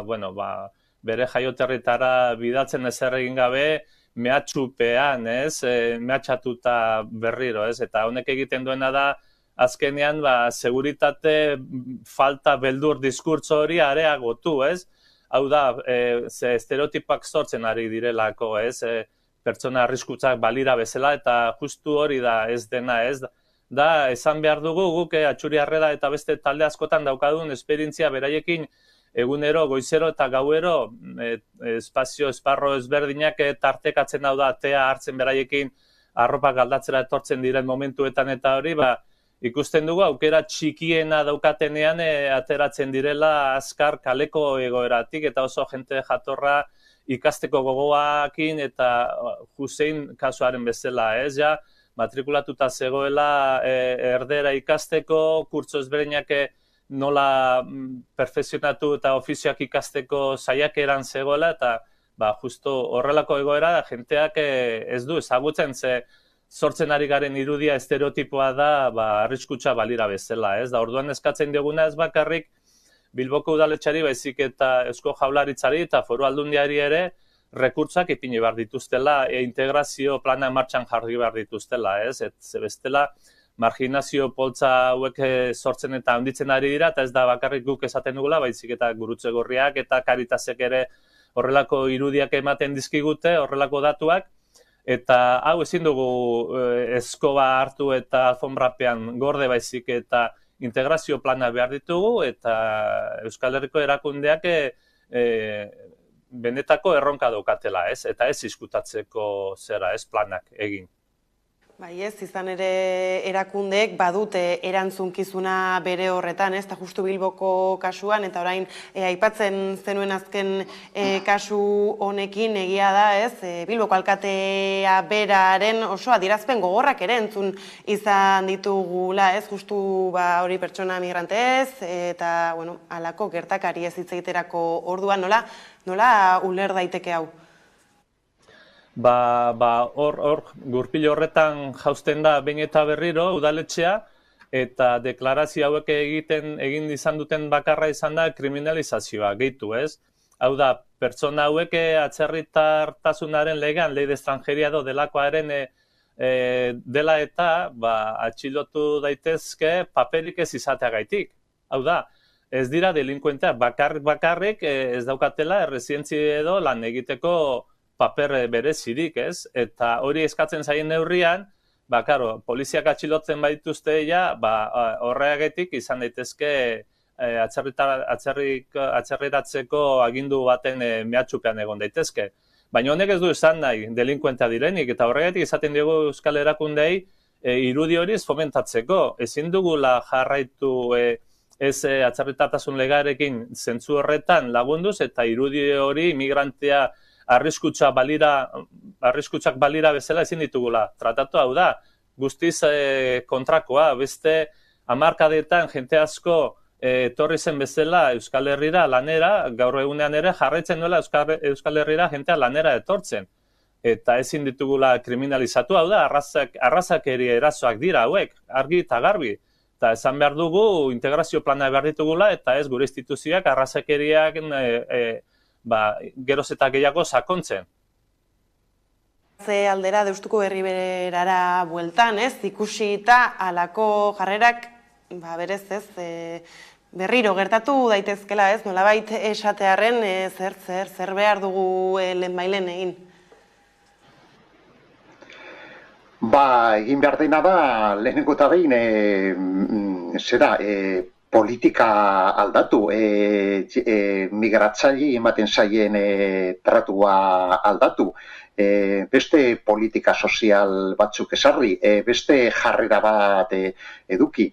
Azken batean, pertsona guztiak, hemen esaten dugu inorez dela ilegala, pertsona guztiak dira legalak eta pertsona guztiak dauzkate eskubideak eta pertsona guztiei gurea bezalako hiri moderno batean bermatu behar zaizkie bizimodu duin bat eramateko behar diren gutxienekoak. Ezin da gertatu norbaitek, paperik ez edukitzeagaitik, hori, baztertuta bizitzea, lanik gabe, etxerik gabe, kalean, hemen hiri honek ateak irekitzen dizkie kanpotik datozenei baldin eta dirua ekartzen badute. Baldin eta turistak baldin badira. Baina, pobreak badira, arrazializatuak baldin badira, nonbaitetik gerra batetik iesi baldin badatoz, edo orduan horiek ez dira ongi etorriak. Horiek ez dira ongi etorriak, alderantziz horiei ateak izten zaizkie, trabak jartzen zaizkie, estutu egiten dituzte, bortizkeria estartatzen dituzte, orduan hori da aldatu behar dena. Hemen hiri honetan sekulako dirutza gastatzen da, mota guztietako makroekitaldiak egiten, dela musikalak, dela kirolarlokoak, lasterturra izango dugu hemen, baina badago jende asko oso txarto bizirena. Lanik gabe, etxerik gabe, kalean, prekarietatean, eta gehienak dira pertsona arrazializatua, gazteak, emakumeak, pobreak azken batean, eta horientzat ez dago dirurik, beste edozertarako diru asko dago, eta gero hemen lehen esten dena da segurtasuna. Segurtasuna da garrantzitsuena. Eta orduan, pertsona horiekiko batez ere, kanpotik etorritako migratzaileentzat, zer dago? Sekurokraziaren izenean, jasarpen poliziala, identifikazio etnikoak, etengabeko kontrolak, kriminalizazioa, berez dira susmagarriak, guri askotan hemen auzoan bizi direnak ibiltzen dira beti txatarra biltzen gora eta bera Bilbo osoan, eta kontatzen digute zenbat aldiz identifikatzen dituzte. Bakarrik euren izakeragaitik. Batzui, kontatu digute inkluso, txatarran bildutakoa konfiskatu dietela, lapurtutakoa zela leporatuz. Orduan jasatzen dute etengabeko jasarpen bat Bilbo osoan. Orduan guk uste dugu erakundeek erabateko erantzunkizuna daukatela, badaude baliabideak egoera honi buelta emateko, beste gauza batzuetan gastatzen den dirutzaren zati handi bat, pertsona guztien bizimodua hobetzeko eta hori bizimodu duin bat birmatzeko erabiliko balitz, gauza egoera hau errez konpondu edo bentsat hobetu alko litzateke. Adibide bat besterik ez, Ukraniatik etorritakoei sekulako harrera egin zaie. Eta ondo deritzogu, egin zaietela harrera berbera beste gerra batzuetatik edo beste goera batzuetatik iesi datozen guztiei ere. Zergaitik ez, zergatik batzuentzat ez dago arrazorik eta beste batzuetan bai.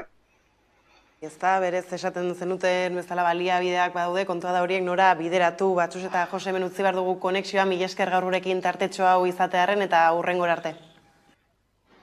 Bai, nahi duzuen arte, eskerrik asko.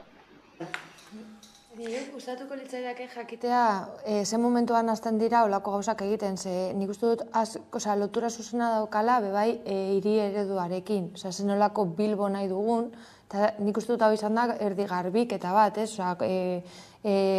duela urte batzuk ona ikusi dugun nola kalean bizi direnak desagertu egin dira. Eta kanporatuak izan dira, ez dauz albergetan. Hirigintza bera ere, Bilbon aldatu egin da, hartziak ipintzen, zubi azpiko zonaldeak izten, jendea ez eukitzeko aukera hor lo egiteko. Ordan gero esaten dute ez dagoela arrazekeri instituzionala, baina nik uste dut ikusten ditugula hainbat pausoak ematen direla jende batzuk hemen ongitorriak ez izateko edo. Eta gero nik bai ikusten dut hori Ukrainetik etorritakoak aldea egondala, eta nik uste dut hemen aipatu dugula behin baino gehiagotan, baina bai kontutan eduki behar dugu zen nolako politika batean gauden, ez? Osa, ez nolako zorrak dauzkaten instituzioak Marokokoekin, adibidez, oza, nolako harremanan dagoen, eta horregatik errezagoa da kanporatzea Marokoko pertsona bat, Ukrainiako pertsona bat izango aritz bezala, ez? Ikuste dute babesa ikusten dela ez dela instituzioen gandik etortzen, baizik eta auzokideok garela babesten ditugula pertsona hauek, olako hori batzuri harrera eta olako elkarteak sortzen dira ongitorri refusiatuak, eta nola dira haiek babesten dutenak eta bai akonpainamendua egiten dutena, jakin beharko dugu zen nolako burokrazia behar den paperak egiteko, diru laguntza jasotzeko, zer nolako trabak dituzte, erroldatuak izateko, jendea ez du nahi bereien etxe bizitza alokairuan jartzea olako pertsona bat sartu alizateko. Azken bola honetan ez dut gogoratzen zein den taldea, baina dauz esaten ez, mesedez, baldin badeko zu etxe bat alokatzeko, gu babesten dugu, guk egingo dugu dana pertsona hauek hor sartu alizateko. Ez dira pertsona moduan hartzen, baizik eta egon beharko da pertsona bat hemengoa zuria, eta ez dakit nola esan, babesten edo haiek bere eskubideak benetan zelantzan ez egoteko. Bai, argi dago, ez? Bigarren eta lehen mailako migranteak eta errefusiatuak dauz, ez? Eta ikusi dugu oso argi azken bola hontan, instituzioen parteko erantzuna bebai oso ezberdina izan da, batzuekin eta besteekin. Nire ustez, elkarrezketa oso adierazgarria izan da, eta, ezer gutxi daukat gehitzeko, ez? Baina orokorrean, ikusten dugula egunero xenofobia, arrasakeria eta pertsona hauek kriminal moduan tratatzea, poliziaren aldetik, edota autoritateen aldetik, edota instituzio batzuen edo pertsona batzuen aldetik, ezta? Hori, hor dago problematika hori, ezta? Oso zabalduta gainera gure gizartean, ezta? Eta pertsona hauek ezin dugu ahaztu, miseriako bizi baldintza batzuetan ari dira, ezta? Eta gainera, hori poliziak beldurra sartzen, herriberan ikusi dugun bezala, atxurin ikusi dugun bezala, eta, ez dute inolako babesi gainera, inolako garantiarik gabe eraman aldituzte berriro, Marokora edo Afrikara, beraien herrialdeetara, eta ez dute inolako defentsako eskubiderik legearen aurrean, ez? Hau kriston atropelloa da, eta, argi izan dutenez elkarrezketan, gazte hauek nahi dutena da bizitza proiektu bat eraikitzea gure artean, Euskal Herrian, Bilbon, berdin zait. Eta, horretarako eskubidea daukate, noski, baina, eskubidea hori urratzen da etengabe. Ukatzen da eskubidea eta jendea hiltzen ari da, ezin dugu ahaztu jende ugari, itxasoan baietan hiltzen ari direla eta Irungo mugan adibidez, frantziara zeharkatzen. Eta nik uste dut hori batzutan, pasatzen duguna, gustatzen ez aiguna ez dugu ikusi nahi, ez? Eta batzutan lehen esan duguna, pedagogia falta bat dagoela, bai, polizia haien gana joatzerakoan, nik uste dute aurrera iritzi guztioteko gula, baina landu behar ditugu, ez? Eta berriro etengabe ikusten duguna da, badagoela gizarte guardia moduan, ez? Nola babesten duten, nola egiten dituzten gauza jendea ongitorriak sentiarazteko, eta nola instituzioak beti atzetik doazela, eta arauak, ez dugu aipatuko, beti doaz, askoz urrunago, ez? Eta nik gogoratzen du pandemia garaian nola euki genuen kriston aukera eta galdu zan, jende ugari erroldatuta egoteko, bideratzeko lan baten bila edo formakuntza baten bila, eta galdu zen nik uste dut aukera hori, eta ez dugu eukiko berriro hain errez, badakit pandemia izan dela momentu oso horra eta bortitza, baina olako aukera bat, benetan bideratzeko hainbat pertsona, hori bizitza duina lortu alizateko. Bai, eta dirudi gainera erantzun instituzionala gero eta okerrago doala, Zer momentu batean, igual somatu da elkartasun gehiago instituzioen partetik, baina krisi garai batean, erantzuna askoz ere violentoagoa da pertsona hauekiko, eta hori ikusten dugu nola segurtasunaren mesua berriro dagoen debate politikoan, hori saltzen digute segurtasun falta handi bat dagoela, argumentu guztiz faltsua, fake news esango nukenik. Baina, hori hor dago, eta krisi garaietan beti atxerritik datozen pertsonangako violentzia hasten doa, eta instituzioen partetik ere gorantz doa. Baina diozunarekin lotuta ere ikusi dugu esaterako ez dakitez, Espainiako hauteskuntzan nolako emaitzak atera dituzten, bai eskumak, eskuin muturak eta bar, eta zer nolako problemak ere etorri daitezkeen, aurrerantzean halako joerak ikusten dugulako, bertan badaudela, eta indarra hartu dezaketela baita ere. Nik uste dut batzutan, bai instituzioek, bai komunikabideek alarma soziala pizten dutela. Alarma soziala zaten dut, dala, zelan, ez dakit, sentitzen den, baina batzutan da, zuk esaten duzuna, ez dago daturik horra azpian, eta adiez nik uste dut aurrera pauso bat suposatuko zala, tailerrak eta foroa, seguritate foroak hemen Bilbon, eta bai nola bilatu behar dela jende hauen parte hartzea, lortzeko benetan, ez seguritatea baizik eta elkarbizitza, elkarbizitza erekin lortuko dugu seguritate sensazioa, nik uste dut hori da, da sensazioa, zu sentitzen zara seguru, inork ez daki zer dago atzetik edo aurretik, baina sensazioa da moldatu behar dana, batez ere aurri iritzi hauekin apurtzeko, eta horretarako pedagogia behar da, eta ez olako adierazpenak, egiten dutena da jendea bortitzagoa sentitzeko, eta benetan ez pentsatzeko gaudela hitz egiten pertsonaz. Era bat adoz, ez da, hori ikusten, nire ustez, hori da, bi erantzun daude, problematika honen aurrean, bata da, hori pertsona hauek kaleratzea beraien herrietara, edo saltzea hori segurtasun esaren diskurtso falsu hori, eta indarkeria gorantz joatea, eta ere hori ultraeskuinaren diskurtso hori erostea, edo, niretzako bebai, erantzun bakarra izan behar zana, eta erantzun hona da, pertsona hauei laguntzea eta bermatzea bizi baldintza minimo batzuk dauzkatela bizitza proiektu bat eraikitzeko gure artean. Oso simplea da, baina... Lehentasunak beste batzuk. Hori argi dago, ez?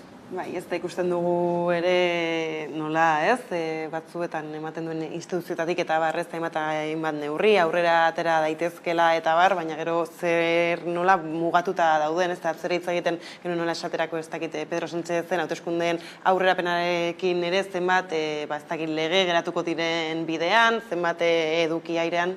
Bai, noski, eta aratago juten, irekitzen zaiola berriro atea, Espainiako gobernuan ultraeskuinaren gobernu bat egoteko, ez da? PP eta Voxen gobernu bat egoteko, eta zer suposakutuko luken horrek, ez da? Migranteen txako, errefusiatuen txako, eta gizarte politikan txako, ez, oroko horretan. Arrisku hori gure artean daukagu momentu honetan, eta oso gertu ikusten dut nik, Gainera, esaterako bestak beste ez, justu hauteskundak baino bi egun lehenago iritsi zen albistea Audientzia Nazionaletik, Galder Barbado eta Aitor Zelairi 4 urteko espetxe zigorra ezarri dietela, berez, esplosio batzuk izan zituztelakoan eta abar, etarekin lotuta gainera, eta tira ez, hau da kasu bat, baina halako gobernu bat etortzekotan zer nolakoak iritsi daitezkeen. Nik uste dute batzuk ez dutela txipa aldatu, gelditu dira beste garai batean, eta gainera erabiltzen dute betikoa aitzakiak beraien boterea mantentzeko, eta nik uste dute olako zigorrak edo olako ez daukatela zentzurik momentu honetan, ezta? Eta nik uste dute hor dagoela berriro ere gizartea babesteko eta benetan salatzeko beti ezin dela dana balio batzuen kontra jotzeko, eta nik uste dut momentu honetan olako zigorrak argitaratzen direnean esaten duzu, pentsatzen duzu, beste garai batean gaudela, eta igande honetan badago mobilizazio bat hori hau salatzeko.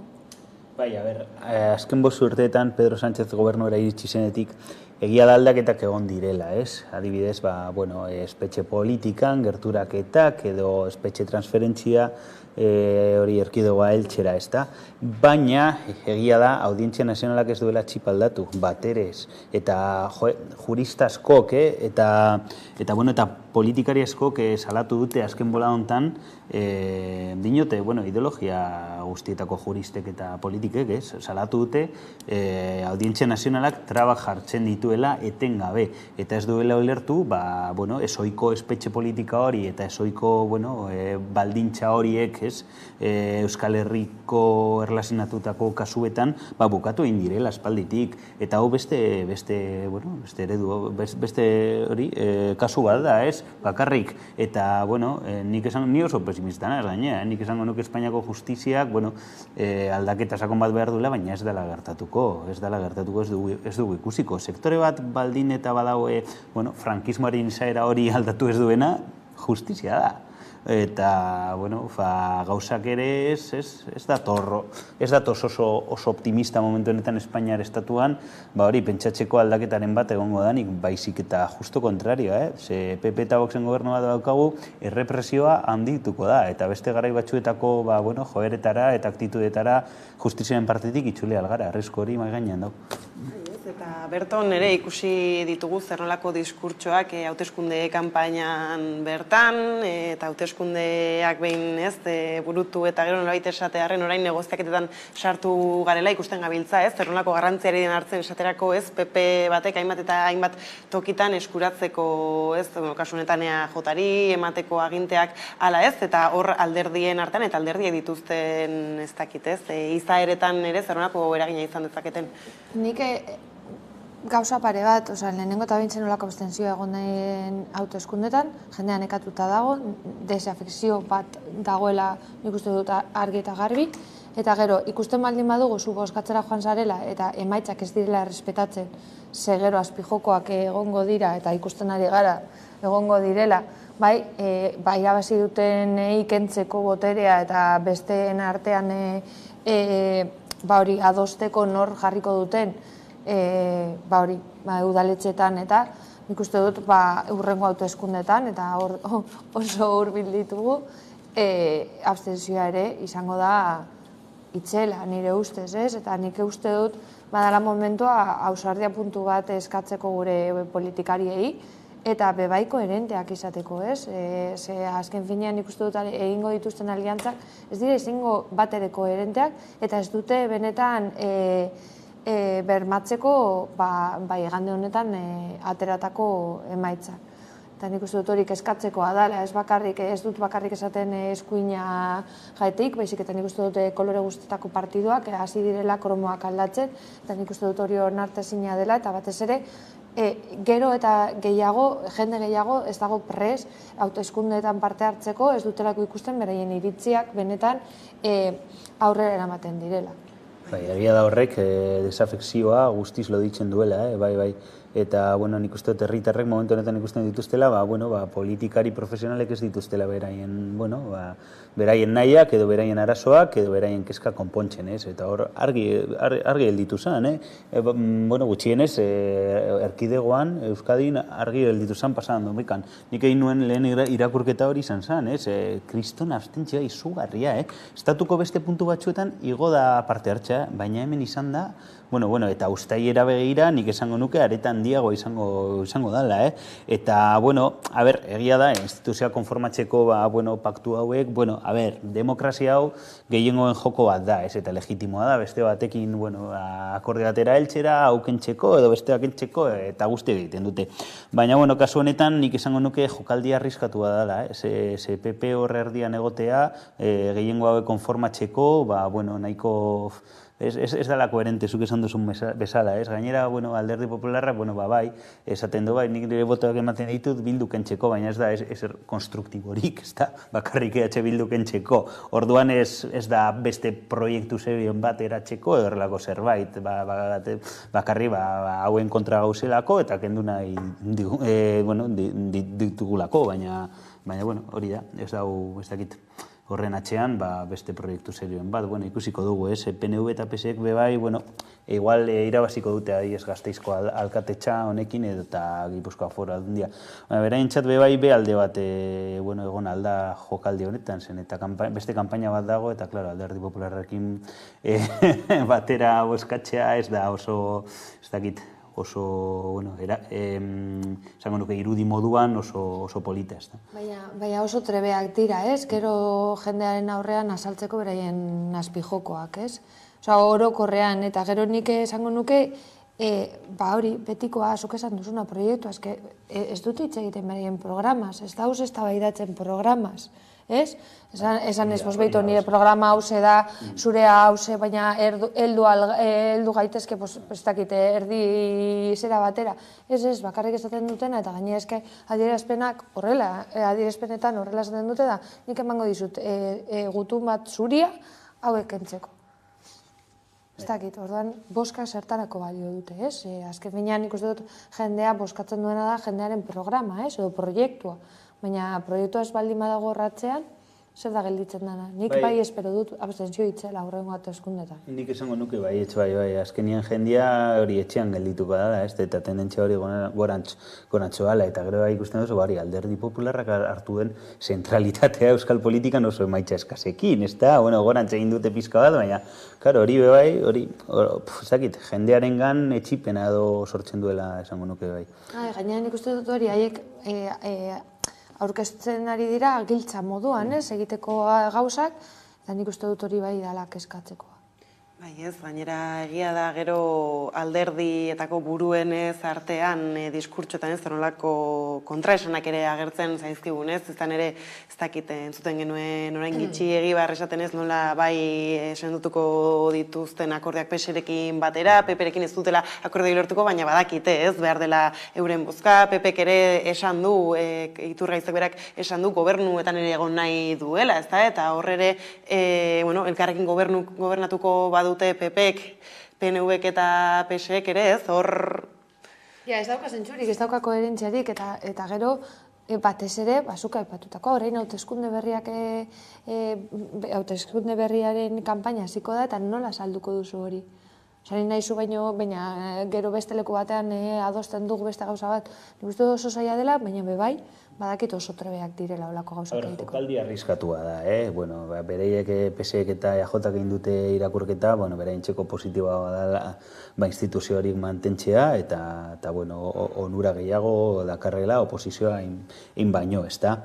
Eta, egia da, Alderdi Popularra ez dala sartuko gobernu horietan. Azken finean Alderdi Popularra behartuta modu batean EH Bilduri gobernuak kentxera. Beraien hautesleek zen olako diskurtsa daukaten, zen olako pentsamendua, eta orduan azken finean botu horiek gratisetan hori izango dira, Iturgaizen botuak, ez da. Baina, hala ere hori da, kanpaina batean horrek, jokaldi horrek bere, ez dakite, presioa badauka, eta, klaro, hauteskunde orokor batzuk dauzkagu, eta horrek ere, pisu bat izan alda, alderdi hau entzatu, klaro. Bai, ez zen lukatu daitekena bada, ez, Pedro Sánchezen iragarpen horrek bai ala bai, ez, hainbat tokitan eragin dezakela, ez, eta hor asko eta asko aipatzen da Nafarroako kasuan, eta tira, ez, agian EAN, ez, PP izan daiteke, baina UPN, PSren arteko gatazka hori, gatazka ez, nork, boterea eskuratu horrek ere, agian herritarren gan izango du eraginik. Nik batzutan esaten dudana, nik uste dute herritarrok ez garela entzunak izan, eta horrek ondorioak ekarriko ditu, eta ikusiko ditugu, eta nik uste dut badala garaia, benetan ikusteko ea sistema hau balio duen ala ez. Zeolako abstentzioarekin, nik ez dut bat ere legitimoa ikusten, eta nik uste dut bebai, zalantzan jarri dugula behin bainagoiagotan, hori lau urtean behin bozkatzea, ez dela partizipazioa eta sistema hori aldatu beharko dela. Eta nik uste dute sistema honek bakarrik aguantatuko erresistituko duela, demokrazian, sakontzen bada, asko sakontzen bada, eta azkenian paktu berri bat edo lortzen badugu gizartearekin. Ze bestela, deriba honekin eta bide horretatik, porrote ingo du azkenian, ze zuko esan duzun moduan, legitimitate guztia galduko du. Zuk, ez dakit, 150 edo 60ko abstentzio batekin zenolako legitimitatea du sistema horrek, ez? Eta bidea hori da, joera hori da, osea, kriston abstentzioetara jutea. Orduan hori eraldatzen baduzu, errotik aldatzen baduzu, igual lortu alda sistema maznetxa bestela porrot egingo du. Bai, ez da, lehen abstentzia aipatu duzu, baina egia da bai bozka nuluen eta bozka zurien datuek ere gora egin dutela, ez? Egia da gian datu edo behin boskatzera joan da, ez? Proportzioan, gutxi dela, baina ere horrek ere gora egiten dut, hori ere bada, ez? Erakusle berdin. Bai, nik uste dut, baina horrek gauza bera erakusten du, ez? Jendea ez dagoela, ni errekontuan egon nintzen, eta ikusten dituzu zenolako mezuak. Usten dituela jendeak, eta danak doaz horren arira. Orduan nik uste dut mesua, jendearen mesua argi eta garbi eta ozen esaten ari da. Geltatzen dena da, batzuen lehentasunak beste batzuk direla, eta ez dute kontutan eukiko, baina ni benetan sistemaren aldaketa ezinbestekoa dela uste dut. Bai, haserrea eta etxipena nik ikusten dut egunero, jendearengan, lagunengan, gero eta gehiago dira etxean gelditzen direnak eta oso argi izaten dutenak, batzutan lehen, igual zegoen estigma pizka bat, abstentzionista izatearekin, baina gaur egun galdu egin da, eta jendeak oso argi izaten du, zertarako jongo naz boskatzea, azken urte hauek izan dira, galdudan, aukera oso bat galdu indala ez da, zen eta, hori, gobernu progresista bat eukiz Madrilen, eta azken finan ezer gutxe egin dute, edo eta, gure beharren, edo gazten beharren, ez dutela euki, gure beharretan inolako influentziarik, edo eta inolako aldaketarik sumatu, gure eguneroko bizitzan, orduan, hori, herritarren nahiak eta arazoak konpontzen ez dituzunean, hau da beti, ondorioa, hori, desafekzioa, abstentzioa eta gizartearen etxipena. Justu uztailaren 23ko hauteskunde hoiei ere gehitu egingo zaie, ez? Oporraldia badela, jendea ez dela horretara egongo, ez? Eta tira oso konbentzituta dagoena bakarrik bozkatuko du. Bai, nik uste dut argi dagoela, ez? Eta gaina jendearen nekea ulergarria dela. Batez ere, hori gaina bizi izango dugu era berean aliantza berriak, gehi kanpaina, izango da soramena. Eta jendea nik uste dut nekatuta dagoela. Eta ez bakarrik dion boskatzerakoan, baizik eta proiektu parte hartzaileak parte hartzerakoan, ze ikusten duzu, zauzela, hainbat proiektu saltzen dituztenak parte hartzaileak izango balira bezala, eta jendea joten da parte hartzera, eta ikusten dute bereien iritzia ez dela, gero reflejo aukitzen proiektuetan, amaieran sortzen diren proiektuetan. Jendea gero eta gutxiago parte hartzen du, eta hori kezkagarria da. Bai olako prozesuetan, bai barrutiko plenuetan, bai hainbat tokitan, gero eta mugatuagoa dago jendearen parte hartzea. Eta nik uste dut instituzioak eta orokorrean jendea ez duela benetan zenolako garrantzia daukan kontutan hartzen. Bai, nik imaginatzen dut uztailaren 23an jendea 30 gradu hondartzan, eta ez duten, gaur hauteskundeak zeuden, zehaztunak politikari hauek, berriro ere honekin, eta hori izango da, jende askotean, askoren txipa, ez dakit deskonexioa izango da, kasu honetan. Hondartzara goazenean topatuko dugu, ez? Kanpaina berritu bat hondartzako pelotak, toaiak eta alderdien esaten jaten ez da utzi behar dugu sola salia, eskerrik asko biei gaur gurekin izatearren, eta orain jarraian eguneko albistekin bueltatuko gara. Kaixo lagunok,